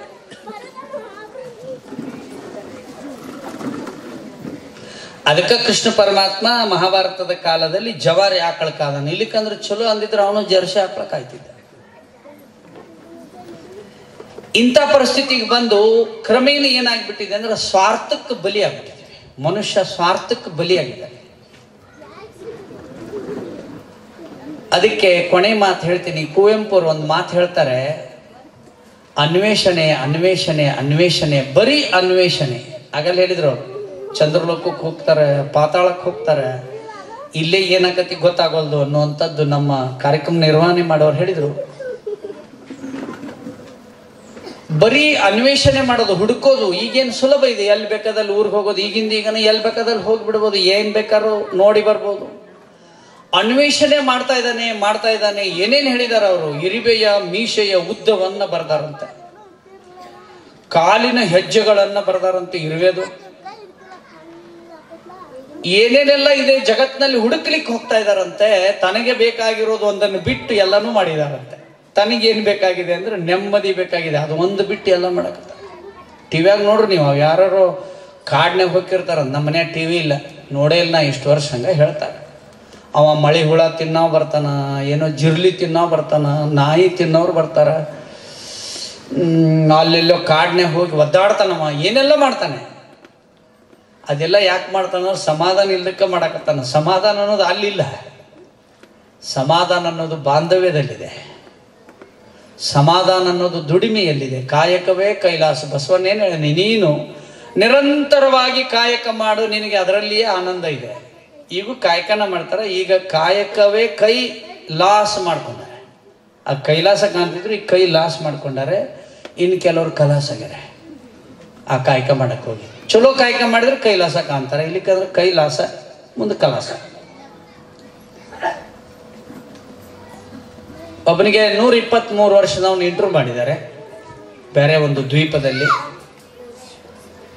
ನಿನ್ನ ಈ 123 ವರ್ಷ ಬದುಕಲಿಕ್ಕೆ ಏನು ಕಾರಣ ಅಂತಂದ್ರೆ ನಾ ಶಾಲೆ ಕಲ್ತಿಲ್ರಿ ಅಂದಂತ. ಈ ಶಾಲೆ ಕಲ್ತವ್ರ ದೌಡ್ ಸಾಯಕತ್ತಾರಂತ ಅರ್ಥ ಅವನಿದ್ರು. ಮತ್ತೇನು, ನಾನು ನಿರಂತರ ಕೆಲಸ ಮಾಡ್ತೀನಿ, ನಿದ್ದೆ ಬಂದ ಕೂಡಲೇ ಮಕ್ಕೋತೀನಿ, ಹೊಟ್ಟೆ ಹಸಿದ್ರೆ ಅಷ್ಟೇ ಊಟ ಮಾಡ್ತೀನಿ, ಬೇಗ ಹೇಳ್ತೀನಿ, ಯಾರು ಊರು ಸಬರಿಗೆ ಹೋಗಂಗಿಲ್ಲ, ಒಟ್ಟ ಸರ್ಕಾರದ ಏನು ತಗೊಳಂಗಿಲ್ಲ, ಅದಕ್ಕೆ ನಾ ಇಷ್ಟು ವರ್ಷ ಅದೇನಿ ಅಂದಂತ. ನಿನ್ನ ಯಾರ ಡಾಕ್ಟರ್ ಚೆಕ್ ಮಾಡಿದ್ರು? ನಾನು ಹೌದು ಬಂದಿದ್ರಿ, 75 ಆದಾಗ ನೋಡಿದ್ರು, ಒಬ್ರು 80 ಆದಾಗ ನೋಡಿದ್ರು, 90 ಆದ್ಮೇಲೆ ನೋಡಿದ್ರು, ಈಗನೂ 100, 120, 110 ಆದಾಗೂ ಕೆಲವು ಡಾಕ್ಟರ್ ಬಂದು ನೋಡಿ ಏನಂದ್ರು ಅವರು ಅಂದ್ರೆ, ನೀ ಖಾರ ತಿನ್ಬೇಡ, ಬದ್ನಿಕಾಯಿ ತಿನ್ಬೇಡ ಅಂತ ಹೇಳಿ ಹೋದ್ರು. ಹ್ಞೂ ರೀ ಅಂದೆ. ಏನು ಮಾಡ್ತೀವಿ, ನನ್ನ ಹಲ್ಲು ಬಿದ್ದಿಲ್ರಿ, ನಾ ಎಲ್ಲ ತಿಂತೀನಿ ಅಂದ. ಆ ಡಾಕ್ಟರ್ ಎಲ್ಲಿದಾರ ಅಂದ್ರೆ ಅವ್ರು ಇಷ್ಟರು ಸತ್ತಾರ್ರಿ ಅಂದ. ಇವ್ ಒಬ್ಬನೇ ಅದಾನ, ಡಾಕ್ಟರ್ ಎಲ್ಲ ಸತ್ಬಿಟ್ರ. ಈ ಒಣ ಚಿಂತೆ ಮಾಡಕ್ ಹೋಗಿ ಪಂಚಾಯತ್ಯಾಗ ಅದೇನ್ ಬರ್ತತಿ ಇದೇನ್ ಬರ್ತತಿ ಅಂತೇಳಿ ಬರೀ ಜೆರಾಕ್ಸ್ ಮಾಡಿಸ್ಕೊಳ್ಳೋದು, ಫೋಟೋ ತೆಗೆಸ್ಕೊಳ್ಳೋದು, ಈ ಯಾರ್ಯಾರು ಕಾಲು ಸೊಟ್ಟೈತೆ ಅಂತ ಹೋಗೋದು, ಏನೇನೋ ಮಾಡಕ್ ಹೋಗಿ ತಮ್ಮ ಮನಸ್ಥಿತಿನ ಕಳ್ಕೊಂಡ್ಬಿಟ್ಟಿದ್ದಾರೆ. ಇರುವ ಭಾಗ್ಯವ ನೆನೆದು ಬಾರೆನೆಂಬುದನ್ನು ಬಿಡು, DVG ಅವ್ರು ಹೇಳ್ತಾರೆ ಬಸ್ನಾಗ. ಅದಕ್ಕೆ ಅಲ್ಯಾಕೆ ಬರ್ದಾರ ಅದನ್ನ, ಮಗ್ಲು ಕಾರ್ ಹೊಂಟಿರ್ತದ ಅದ್ ನೋಡಕ್ ಹೋಗ್ಬೇಡ, ಇದ ಬಸ್ಸ ಭಾಳ ಕಿಮ್ಮತ್ತಿಂದ ಅಂತ ಹೇಳ್ಯಾರ. ಇಂಥ ಸ್ಥಿತಿಯಲ್ಲಿ ನಾವೆಲ್ಲ ಇವತ್ತಿದ್ದೀವಿ. ಇದನ್ನ ಗಮನಿಸ್ಕೊಳ್ಬೇಕು. ಪರಿವರ್ತನೆ ಜಗದ ನಿಯಮ. ವಿದೇಶಗಳು ಹಾಳಾಗ್ಲಿಕ್ಕತ್ತಾವ, ಅದನ್ನ ಯಾರೂ ನಿಲ್ಲಿಸ್ಲಿಕ್ಕೆ ಆಗಲ್ಲ ಈಗ. ಯಾಕಂದ್ರೆ ಅಲ್ಲಿ ಯಾರು ಚಿಂತಕರು ಇಲ್ವೇ ಇಲ್ಲ. 6,000 ಗ್ರಾಮಗಳ ಖಾಲಿಯಾಗ್ಯದವಂತ ಸ್ವಾಮೀಜಿಯವರೇ. ಈಗ 6 ತಿಂಗಳಲ್ಲಿ, 1 ವರ್ಷದಲ್ಲಿ ಇಟಲಿ ದೇಶದಲ್ಲಿ 6,000 ಗ್ರಾಮಗಳಲ್ಲಿ ಒಬ್ಬರು ಮನುಷ್ಯರು ಇಲ್ವಂತ. ಪ್ರೆಸೆಂಟ್ ಸಿಚುವೇಶನ್ ಆಫ್ ಆಸ್ಟ್ರೇಲಿಯಾ ಹೊಡಿ, ನೀವು ಇಟಲಿ ಹೊಡೀರಿ, 6,000 ಹಳ್ಳಿಯಾಗ ಯಾರು ಇಲ್ಲ, ಒಂದು ಶಾಲೆಗೂ ಮಕ್ಕಳಿಲ್ಲ. ಯಾಕೆ? ಮಕ್ಕಳಾಗ್ತಾ ಇಲ್ಲ. ನಾವಾದ್ರೂ ಇನ್ನೂ ನಮ್ಮ ಮನ್ಯಾಗ ಒಲಿ ಅದಾವ, ಅಲ್ಲಲ್ಲೇ ಗ್ಯಾಸರ ಬಂದಾವ, ಆ ಮನ್ಯಾಗ ಅಡ್ಗೆ ಮನಿನ ಇಲ್ಲ, ಜಗಲಿ ಅಂತೂ ಇಲ್ಲ. ಅದರ ಅರ್ಥವೂ ಗೊತ್ತಿಲ್ಲ. ಜಂಗಮ, ಗುರು, ಲಿಂಗ ಸೇರಿ ಜಗುಲಿ ಅದು. ಅವು ಇಲ್ಲ, ಜಗಲಿನೂ ಇಲ್ಲೇ ಬೆಂಗಳೂರಾಗ ಅಪಾರ್ಟ್ಮೆಂಟ್ನಾಗ ಇಲ್ಲ, ಜಗಲಿನೂ ಇಲ್ಲ, ಅಡಿಗೆ ಮನಿನೂ ಇಲ್ಲ, ಅಂತ ಅಪಾರ್ಟ್ಮೆಂಟ್ ಅದಾವ. ಇಂಥದ್ರ ನಡುವೆ ಪರಿವರ್ತನೆ ಜಗದ ನಿಯಮ ಅಂತಂದ್ರೆ, ಈ ದೇಶ ಮೃತ್ಯುಂಜಯ ರಾಷ್ಟ್ರ, ಮರಣ ಇಲ್ಲ. ಯಾರ್ದೋ ಹೃದಯದಲ್ಲಿ ಭಗವಂತ ಬಂದು ಹೇಳ್ತಾನೆ ಇದನ್ನ ಮಾಡಬೇಕು ಅಂತೇಳಿ. ಸಣ್ಣ ಸಣ್ಣ ಕೆಲಸ ಮಾಡಿದ್ರು ಅದು ಮುಂದೆ ದೊಡ್ಡ ಪರಿವರ್ತನೆ ಮಾಡುತ್ತೆ. ಯದಾ ಯದಾ ಹಿ ಧರ್ಮಶ್ಯ ಮಂತ್ರ. ಅದು ಹಸು ಸಾಕೋದಿರ್ಬೋದು, ಎಣ್ಣೆಗಾಣ ಹಾಕೋದಿರ್ಬೋದು, ಸಾವಯವ ಕೃಷಿ ಮಾಡೋದಿರ್ಬೋದು, ಸ್ವದೇಶಿ ಸ್ಟೋರ್ಗಳನ್ನು ತೆಗೆಯೋದಿರ್ಬೋದು, ಆತ್ಮಜ್ಞಾನದ ಶಾಸ್ತ್ರ ಹೇಳೋದಿರ್ಬೋದು, ಸಂಸ್ಕೃತ ಪಾಠ ಇರ್ಬೋದು, ಯೋಗ ಶಾಲೆ ಮಾಡೋದಿರ್ಬೋದು. ಇವತ್ತು ದೇಶದಲ್ಲಿ ದೊಡ್ಡ ಪ್ರಮಾಣದಲ್ಲಿ ಅದು ಬೆಳೀತಾ ಇದೆ. ಅಂದರೆ ನಶಿಸಿ ಹೋಗುವ ಭಾರತಕ್ಕೆ ಆಶಾಕಿರಣವಾಗಿ ಅದು ಕೆಲಸ ಮಾಡ್ತಾ ಇದೆ. ವಿದೇಶಿ ಬಚ್ಚಲದಲ್ಲಿ ನಮ್ಮದು ದಂತಕಾಂತಿ ಇದೆ, ನಮ್ಮ ಮನೆಯಾಗ ಕುಲಿಗೆಟ್ಟು ಬಂದ್ಬಿಟ್ಟಿದೆ. ಹಲ್ಲಿನ ಪೇಸ್ಟಿಗೆ ಹೆಸರು ಕುಲಿಗೆಟ್ಟು ಅಂತ ಇಟ್ಟಾರ, ಅದಕ್ಕೆ ಹಲ್ಲು ಕುಲಿಗೆಟ್ಟು ಹೋಗ್ಬಿಟ್ಟ. ಅದಕ್ಕೆ ಬಂಧುಗಳೇ, ಕೊನೆಯದಾಗಿ ಹೇಳೋದಾದ್ರೆ, ನಮ್ಮೆಲ್ಲರ ಆರೋಗ್ಯ ಚೆನ್ನಾಗಿರ್ಬೇಕು ಅಂತಂದ್ರೆ ನಾವು ಉಪ್ಪನ್ನು, ಕೆಂಪು ಉಪ್ಪು ತಿನ್ಬೇಕು. ರೀಟ್ರೇಸ್ ಯುವರ್ ಸ್ಟೆಪ್ಸ್ ಬ್ಯಾಕ್, ಮತ್ತೆ ಹೋಗ್ಬೇಕು. ಆಗಲ್ಲ ಹೇಳಿದ್ನಲ್ಲ, ಸರಳವಾಗಿ ಹೋಗಿಬಿಟ್ಟಿವಿ, ಅದಕ್ಕೆ ತೊಂದರೆಯಾಗಿದೆ. ಶ್ರಮ ಪಟ್ಟು ಹೋಗ್ಬೇಕು. ದಾರಿಯಲ್ಲಿ ಮುಳ್ಳಿದ್ರೆ ತೆಗೆದು ಹೋಗ್ಬೇಕು, ದಾರಿ ಚಲೋ ಇಲ್ಲ ಅಂದ್ರೆ ತಯಾರು ಮಾಡಿ ಹೋಗ್ಬೇಕು. ಆದರೆ ಎಲ್ಲ ಹಾದು ಹೋಗಿಬಿಟ್ರೆ ನಾವು ಆ ಗುರಿ ಮುಟ್ಲಿಕ್ಕೆ ಆಗೋದಿಲ್ಲ. ಅಡಿಗೆ ಉಪ್ಪು, ಕೆಂಪು ಉಪ್ಪು ತಿನ್ರಿ, ಖಾರಕ್ಕೆ ಒಣಮೆಣಸಿನ್ಕಾಯಿ, ಕಾಳು ಮೆಣಸು ತಿನ್ನಕ್ಕೆ ಶುರು ಮಾಡ್ರಿ, ಅಲ್ಪ ಸ್ವಲ್ಪ ಹಸಿ ಮೆಣಸಿನ್ಕಾಯಿ ತಿನ್ರಿ, ನಿಂಬೆ ಹಣ್ಣಿನ ಹುಳಿನ ಜಾಸ್ತಿ ಬಳಸ್ರಿ, ಸಕ್ಕರೆ ಒಟ್ಟ ತಿನ್ನಬೇಡ್ರಿ, ಬೆಲ್ಲ ತಿನ್ನಕ್ಕೆ ಶುರು ಮಾಡ್ರಿ. ಬೀಗರ್ ಬಂದಾಗಷ್ಟೇ ಸಕ್ಕರೆ ಚಾ ಕೊಡ್ರಿ, ಇಲ್ಲಿಕ್ಕಂದ್ರೆ ಅವರು ಸೆಟ್ಕೋತಾರೆ. ಹೆಣ್ಣು ಕಣ್ಣಿನ ಮುರುಗಡೆ ಆತಂತ ಮೊನ್ನೆ ಒಂದು ಕಡೆ ಬೆಲ್ಲದ ಚಾ ಕೊಟ್ಟದಕ್ಕೆ. ಅಡ್ಗಿ ಎಣ್ಣಿನ ಗಾಣದ ಎಣ್ಣೆ ತಿನ್ರಿ, ಹಾಲು ದನದ್ದು ಉಪಯೋಗಿಸ್ರಿ, ಒಳ್ಳೆ ದನದ್ದು. ಈ ಹಾಲು ಹೇಳೋಕೆ ನಿಮ್ಗೆ ತಯಾರು ಮಾಡೋದು ಮನ್ಯಾಗ ಮಾಡ್ಕೊರಿ. ಹಸು ಹಾಲಿಗೆ ಸಮಾನವಾದಂಥ ಹಾಲು ಯಾವುದು ಮನೆಯಾಗ ತಯಾರು ಮಾಡೋದಂದ್ರೆ ಹಸೆ ಕೊಬ್ಬರಿ ಹಾಲು ತಯಾರು ಮಾಡಿರಿ, ಅದು ಆಕಳ ಹಾಲಿಗೆ ಸಮಾನ. ಕೊಬ್ಬರಿ ಒಂದು ಗಿಟ್ಕ ನೀರು ಹಾಕಿ ಹಾಲು ಮಾಡಿಬಿಡ್ರಿ, ಆ ಹಾಲಲ್ಲಿ ಚಹಾ ಕಾಫಿನೂ ಮಾಡ್ಬೋದು. ಹಸು ಹಾಲಿಗೆ ಸಮಾನವಾಗಿರೋದು, ನಿಮಗೇನು ತೊಂದರೆ ಆಗಲ್ಲ. ನಿಮಗೆ ವಿನಂತಿ ಮಾಡ್ಕೊಳ್ತೀನಿ, ನಿಮ್ಮ ಮನೆಗೋಸ್ಕರನಾದರೂ ಒಂದು ಏನಾದರೂ ಆಡಾಗಲಿ, ಒಂದು ಜವಾರಿ ಆಕಳ ಸಾಕೋರಿ. ಕೃಷಿ ಭೂಮಿ ಇದ್ರೆ ಒಂದೊಂದು ಎಕರೆನ ಆರ್ಗ್ಯಾನಿಕ್ ಮಾಡಿರಿ. ನಿಮ್ಮ ಹಿತ್ತಲು ಖಾಲಿ ಇದ್ರೆ ಕೈತೋಟ ಮಾಡ್ಕೊರಿ. ಮಾಳ್ಗಿ ಖಾಲಿ ಇದ್ರೆ ಟೆರೇಸ್ ಗಾರ್ಡನ್ ಮಾಡಿಬಿಡ್ರಿ, ಟೆರೇಸ್ ತೋಟ ಮಾಡಿರಿ. ಪ್ಲಾಸ್ಟಿಕ್ ಒಟ್ಟ ಬಳಸಬೇಡ್ರಿ. ಮನ್ಯಾಗ ಏನದ ನೋಡು ಅವನ್ನೆಲ್ಲ ಕೊಟ್ಬಿಡ್ರಿ. ಬೆಳ್ಳಿ ಪಾತ್ರೆ ಎಷ್ಟು ಮನ್ಯಾಗ ಅದಾವ, ಬೀಗರಿಗೆ ತೋರ್ಸಾಕೆ ಇಟ್ಕೊಂಡಾರ.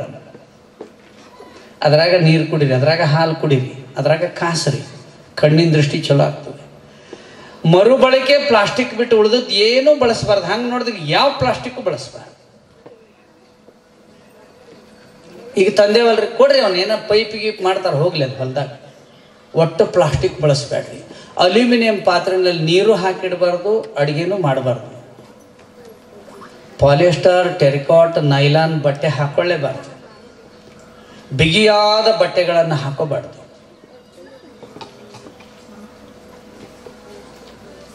ಸೂರ್ಯೋದಯಕ್ಕೆ ಮೊದಲೇ ಹೇಳ್ಬೇಕು. ಈಗೆಲ್ಲ ಊರಾಗ ಬೋರ್ಡ್ ಹಾಕಿಲ್ಲ, ಮತ್ತೆ ಹುಟ್ಟಿ ಬಾ ಎಲ್ಲ ಊರಾಗ ಹಾಕ್ಯಾರ. ಎಲ್ಲಿ ಬರ್ತಾನ ನಾವು? ಮತ್ತೆ ಹುಟ್ಟಿ ಬಾ ಅಂತ ನಾವು ಮೊಬೈಲ್ ಹಿಡ್ಕೊಂಡು ಹಿಂಗೆ ನಿಂತಿರ್ತಾನೆ.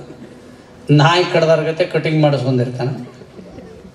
ಆರೇ ಮುಡಿ ತಿಂತಿದ್ನಂತೆ, ಕೈ ಬಿಟ್ಟು ಗಾಡಿ ಹೊಡಿತಿದ್ನಂತೆ, ಕೈ ಬಿಟ್ಟ ಹೋಗ್ಬಿಟ್ಟ.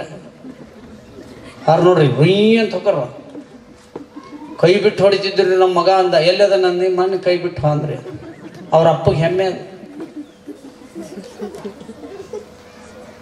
ಯಾರು ಬೇಗ ಹೇಳಂಗಿಲ್ಲ, ಯಾರು ತಡವಾಗಿ ಮಲಗ್ತಾರೆ ಅವ್ರಿಗೆ ನಿಶ್ಚಿತವಾಗಿ ಹಾರ್ಟ್ ಅಟ್ಯಾಕ್ ಆಗುತ್ತೆ ಅಂತ ಸಂಶೋಧನೆ ಹೇಳ್ತಾ ಇದೆ. ಇವತ್ತೇ ಬಂದಿದ್ದು ಸುದ್ದಿ. ತಡರಾತ್ರಿ ಮಲಗೋದ್ರಿಂದ ಹೃದಯಾಘಾತ ಆಗುತ್ತೆ. ಎಷ್ಟೊತ್ತಿಗೆ ಮಲಗಬೇಕು? ಇವ್ರನ್ನ ಕೇಳ್ರಿ ಹೇಳ್ತಾರೆ ಅಜ್ಜವರು, ಮೊದಲ ಲೈಟ್ ಇಲ್ದಾಗ ಎಷ್ಟೊತ್ತಿಗೆ ಮಕ್ಕೋತಿದ್ರು ಅಂತ. 8 ಅಂದ್ರೆ ಇಡೇ ಊರ ಬಂದವಾಗ. ಯಾಕಂದ್ರೆ ಲಾಂದರ್ ಇದ್ದು ಬ್ರಿಟಿಷರು, ನಾನು ನೋಡಿದ್ನೆ ಅದು 1971-72ರಾಗ ನಂಗೆ ತಿಳುವಳಿಕೆ ಬಂದಾಗ. 67-68ರಲ್ಲೇ ನೋಡಿದೆ ಲಾಂದರ್ ಇದ್ದು. ಒಬ್ಬ ಬಂದು ಎಣ್ಣೆ ಹಾಕ್ತಿದ್ದ. 9 ಅಂದ್ರೆ ಎಲ್ಲರೂ ಮಲಗ್ತಿದ್ರು. ಈಗ 9ಕ್ಕೆ ವಿಶೇಷ ಧಾರಾವಾಹಿ, ಮನೆಯೊಂದು 3 ಬಾಗಿಲು ಅಂತಾರೆ, ನಂಗೆ ಗೊತ್ತಿಲ್ಲ. ಅದಕ್ಕೆ 10 ಗಂಟೆ ಅಂದರೆ ಮಲಗಿರ್ಬೇಕು, 8 ಗಂಟೆ ಒಳಗೆ ಊಟ ಮಾಡಬೇಕು, ಬೆಳಿಗ್ಗೆ 8 ಗಂಟೆಗೆ ಉಪಹಾರ ಮುಗಿಸಿರ್ಬೇಕು. ಯಾವುದೇ ಸಮಯ ಇದ್ರೂ, ಎಷ್ಟು ಕೆಲಸ ಇದ್ರೂ ಸಮಯಕ್ಕೆ ಸರಿಯಾಗಿ ಊಟ ಮಾಡಬೇಕು. ಮತ್ತು ಹಂಗಂತೇಳಿ ಯಾರು ತೀರ್ಕೊಂಡಾಗೂ ಊಟಕ್ಕೆ ಹೋಗಬಾರ್ದು. ಅದನ್ನು ಮುಗಿಸೇ ಉಪವಾಸ ಮಾಡಬೇಕು. ಲಂಘನಂ ಪರಮೌಷಧಂ. ಸರಿಯಾದ ಸಮಯಕ್ಕೆ ಉಪವಾಸ ಮಾಡಿದ್ರೆ, ಸರಿಯಾದ ಸಮಯಕ್ಕೆ ಊಟ ಮಾಡಿದ್ರೆ ಅದು ಲಂಘನಂ ಅಂತ ಹೇಳ್ತಾರೆ. ಅದಕ್ಕೆ ನಮ್ಮಲ್ಲಿ ಏಕಾದಶಿ ಅದಾವ. ಪ್ರತಿ ತಿಂಗಳು 2 ಸರಿ ಏಕಾದಶಿ ಮಾಡ್ರಿ, BP ತನ್ನಿಂತಾನೇ ಕಂಟ್ರೋಲ್ ಬರುತ್ತೆ. ನಿರಾಗ್ನಿ ನಿರ್ಜಲ ಉಪವಾಸ ಮಾಡಬೇಕು. ಅದರ ಸುಮ್ಮನೆ ಅದನ್ನು ಧರ್ಮಕ್ಕಷ್ಟೇ ಮಾಡಿಲ್ಲ, ಅದನ್ನು ವಿಜ್ಞಾನವೂ ಇದೆ, ಆರೋಗ್ಯವೂ ಇದೆ ಅದರಲ್ಲಿ. ಅದು ನಿಜವಾಗೂ ಹಂಗೆ ಮಾಡಿದರೆ. ಈಗ ಊಟ ಮಾಡೋಕೆ ಒಂದು 100 ರೂಪಾಯಿ ಖರ್ಚಾದ್ರೆ ಉಪವಾಸದ ದಿವಸ 500 ರೂಪಾಯಿ ಆಗಿರ್ತದೆ ಖರ್ಚು.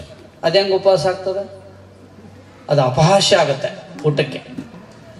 ಸಮಯಕ್ಕೆ ಸರಿಯಾಗಿ ಊಟ ಮಾಡಬೇಕು, ಬೇಗ ಮಲ್ಕೋಬೇಕು. ಮರುದಿನ ಬೇಗನೆ ಹೇಳ್ಬೇಕು ಅಂದ್ರೆ ಅವತ್ತೇ ಹೇಳ್ಬೇಕು, ಮತ್ತೆ ಮರುದಿನ ಅಲ್ಲ. ಸೋಮವಾರ ಮಲ್ಕೊಂಡು ಬುಧವಾರ ಹೇಳೋದಲ್ಲ, ಹಂಗೂ ಅದರ ಕೆಲವು. 50 ವರ್ಷ ಆಗುವವರೆಗೂ ಹಗಲು ವಿಶ್ರಾಂತಿ ತಗೋಬಹುದೇ ಹೊರತು ನಿದ್ರೆ ಮಾಡಬಾರ್ದು. ಹಗಲು ನಿದ್ರೆ ಮಾಡ್ಲಿಕ್ಕೆ ಯೋಗ್ಯ ಅಲ್ಲ. ಥೈರಾಯ್ಡ್ ಬರೋದು ಅದಕ್ಕೆ, ವಿಟಮಿನ್ ಡಿ ಕೊರತೆ ಆಗಿದ್ದು ಅದಕ್ಕೆ. ಎಲುಬು ಎಲ್ಲ ವಿಶ್ರಾಂತಿ ತಗೋಬೇಕು. ಏನು ಮಾಡಬೇಕು? ಯೋಗ ನಿದ್ರೆ ಮಾಡಬೇಕು. 15 ನಿಮಿಷ ಯೋಗ ನಿದ್ರೆ ಮಾಡಿದ್ರೆ ನಿಮಗೆ 3 ತಾಸು ನಿದ್ದೆ ಮಾಡಿದಷ್ಟು ಶಕ್ತಿ ಸಿಗ್ತದೆ. ಮನೆಗೆ ಹೋಗಿ ಯೋಗ ನಿದ್ರೆ ಅಂತ ಹೊಡೀರಿ ನೆಟ್ಟಲ್ಲಿ, ಹೆಂಗಂತ ಹೇಳ್ತಾರೆ. 15 ನಿಮಿಷ ದಿನ 15 ನಿಮಿಷ ಯೋಗ ನಿದ್ರೆ ಮಾಡ್ರಿ, ನಿಮ್ಮ ದೇಹ ಎಲ್ಲ ಪರಿಪೂರ್ಣ ಆರೋಗ್ಯ ಆಗ್ತದೆ. ಯೋಗ ನಿದ್ರದೊಂದು ಸ್ಟೆಪ್ಸ್ ಇದೆ, ಅದನ್ನು ನೋಡಿ. ಇಷ್ಟು ಮಾಡಿದ್ರೆ ಮನುಷ್ಯನಿಗೆ ಮುಪ್ಪು ಬರಬಹುದೇ ಹೊರತು ರೋಗ ಬರಲ್ಲ.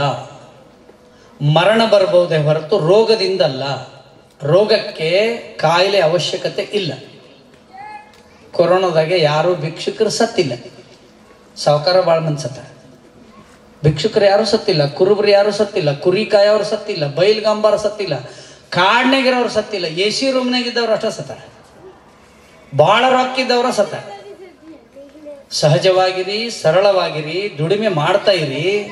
ಶ್ರೀಮಂತರಾದ್ರೂ ನಿಮ್ಮ ಮನ್ಯಾಗ ಹೇಳ್ದ ಯಾರ್ದಾರ ತೆನಿ ಮುರಿಯಕ್ಕೆ ಹೋಗ್ಬಿಡ್ರಿ. ಶ್ರೀಮಂತರಾದ್ರ ಕಳಿಸ್ಲಿಲ್ಲ ಅಂದ್ರೂ ತೆನಿ ಮುರಿಯಕ್ಕೆ ಹೋಗ್ಬೇಕು, ಇಲ್ಲಾಂದ್ರೆ ಕುರ್ಗ್ಯಾರ ಕೂಡ ಹೋಗಿಬಿಡ್ಬೇಕು ಸಂಜೆ ಮಠ. ಸಂಜೆ ಮುಂದೆ ಸಂಗತಿ ಉಂಡು ಬರ್ರಿ, ನೀವು BP ಇಲ್ಲ, ಶುಗರ್ನೂ ಇಲ್ಲ. ಒಬ್ಬನ ಕೇಳಿದ್ನ, ಶುಗರ್ ಎಷ್ಟೈತಿ ನಿಂಗೆ? ಹಂಗಂದ್ರೆ ಏನ್ರಿ ಅಂದವ. ದಿನ ಬರೀ ಹಾಲು ಅಂತ. ನಾನು ಹೋಗಿರ್ತೇನೆ ಅವ್ರು ಕೂಡ ಹೊಲದಾಗ. ಇಂಥ ಸರಳವಾದ ವಿಚಾರದಿಂದ ಬದುಕು ನಡೆಸ್ಕೋರಿ. ಇಷ್ಟೊತ್ತು ಹೇಳಿದ್ದನ್ನು ನೆನ್ಪಿಟ್ಕೋರಿ. ತುಟ್ಟಿ ಆದ್ರೆ ತುಟ್ಟಿ ಆಗೈತೆ ಅನ್ನಕ್ಕೆ ಹೋಗ್ಬೇಡ್ರಿ. ನಾಗಲ್ಲಿ ಹೇಳಿದ್ ಸಿಗರೇಟ್ ಕೇಳಂಗಿಲ್ಲ, ಕೋಕಾ ಕೋಲಾದ ಕೇಳಂಗಿಲ್ಲ, ಶೆರೆದ್ದು ಕೇಳಂಗಿಲ್ಲ, ಗುಟ್ಕಾದ ಕೇಳಂಗಿಲ್ಲ, ಎಣ್ಣೆದು ಕೇಳಕತ್ತೀವಿ. ಅತಿ ಯಾವುದು ಮನುಷ್ಯನನ್ನು ಹಾಳು ಮಾಡ್ತದ ಅದು ಬಹಳ ತುಟ್ಟಿ ಐತಿ, ಭಯಂಕರ ತುಟ್ಟಿ ಐತಿ. ಅದು ಅಡಿಗೆ ಎಣ್ಣೆನ ತುಟ್ಟಿ ಅನ್ಬೇಡ್ರಿ. ನಿಮ್ಮ ಮಕ್ಕಳು ಏನು ಹುಟ್ಟಾಕತ್ತಾವಲ್ಲ ಅವ್ರಿಗೆ ಈ ವಿಷ ತಿನ್ನಿಸ್ಬೇಡ್ರಿ ಅಂತ ಕೇಳ್ಕೊತೀನಿ. ನಾನು ಹೇಳಿದಂಥ ವಿಷಯವನ್ನ ನೀವು ಗಮನದಲ್ಲಿ ಇಟ್ಕೊಳ್ಳಿ. ಇದೇ ವಿಷಯ ನಾನು ಯೂಟ್ಯೂಬ್ನಲ್ಲೂ ಹೇಳಿರ್ತೀನಿ, ಬೇಕಾದ್ರೆ ತೆಗೆದು ನೋಡ್ರಿ. ನಿಮ್ಮ ಮನೇಲಿ ಒಂದಿಷ್ಟು ಮಾರ್ಪಾಡುಗಳನ್ನು ಮಾಡ್ರಿ. ಎಣ್ಣೆಗಾಣ ತೆಗೆದು ಈ ಭಾಗದ ಉತ್ಸುಕರಿಗೆ, ಅಪೇಕ್ಷೆ ಇರೋರಿಗೆ ಎಣ್ಣೆಯನ್ನು ಕೊಟ್ಟಿರುವಂಥ ಕಾನನ್ನವರ ಕುಟುಂಬದವರಿಗೆ, ಬಂಧುಗಳಿಗೆ ಮತ್ತು ಅದನ್ನು ನಡೆಸ್ಕೊಂಡು ಹೋಗುವಂಥ ಚಿಂತನೆ ಇರುವಂಥವ್ರು ಎಲ್ಲರಿಗೂ ಸಹಿತ ನಾನು ಮತ್ತೊಮ್ಮೆ ಅಭಿವಂದನೆಗಳನ್ನು ಸಲ್ಲಿಸಿ ನಾನು ಮಾತು ಮುಗಿಸ್ತೀನಿ. ಎಲ್ಲರಿಗೂ ನಮಸ್ಕಾರ.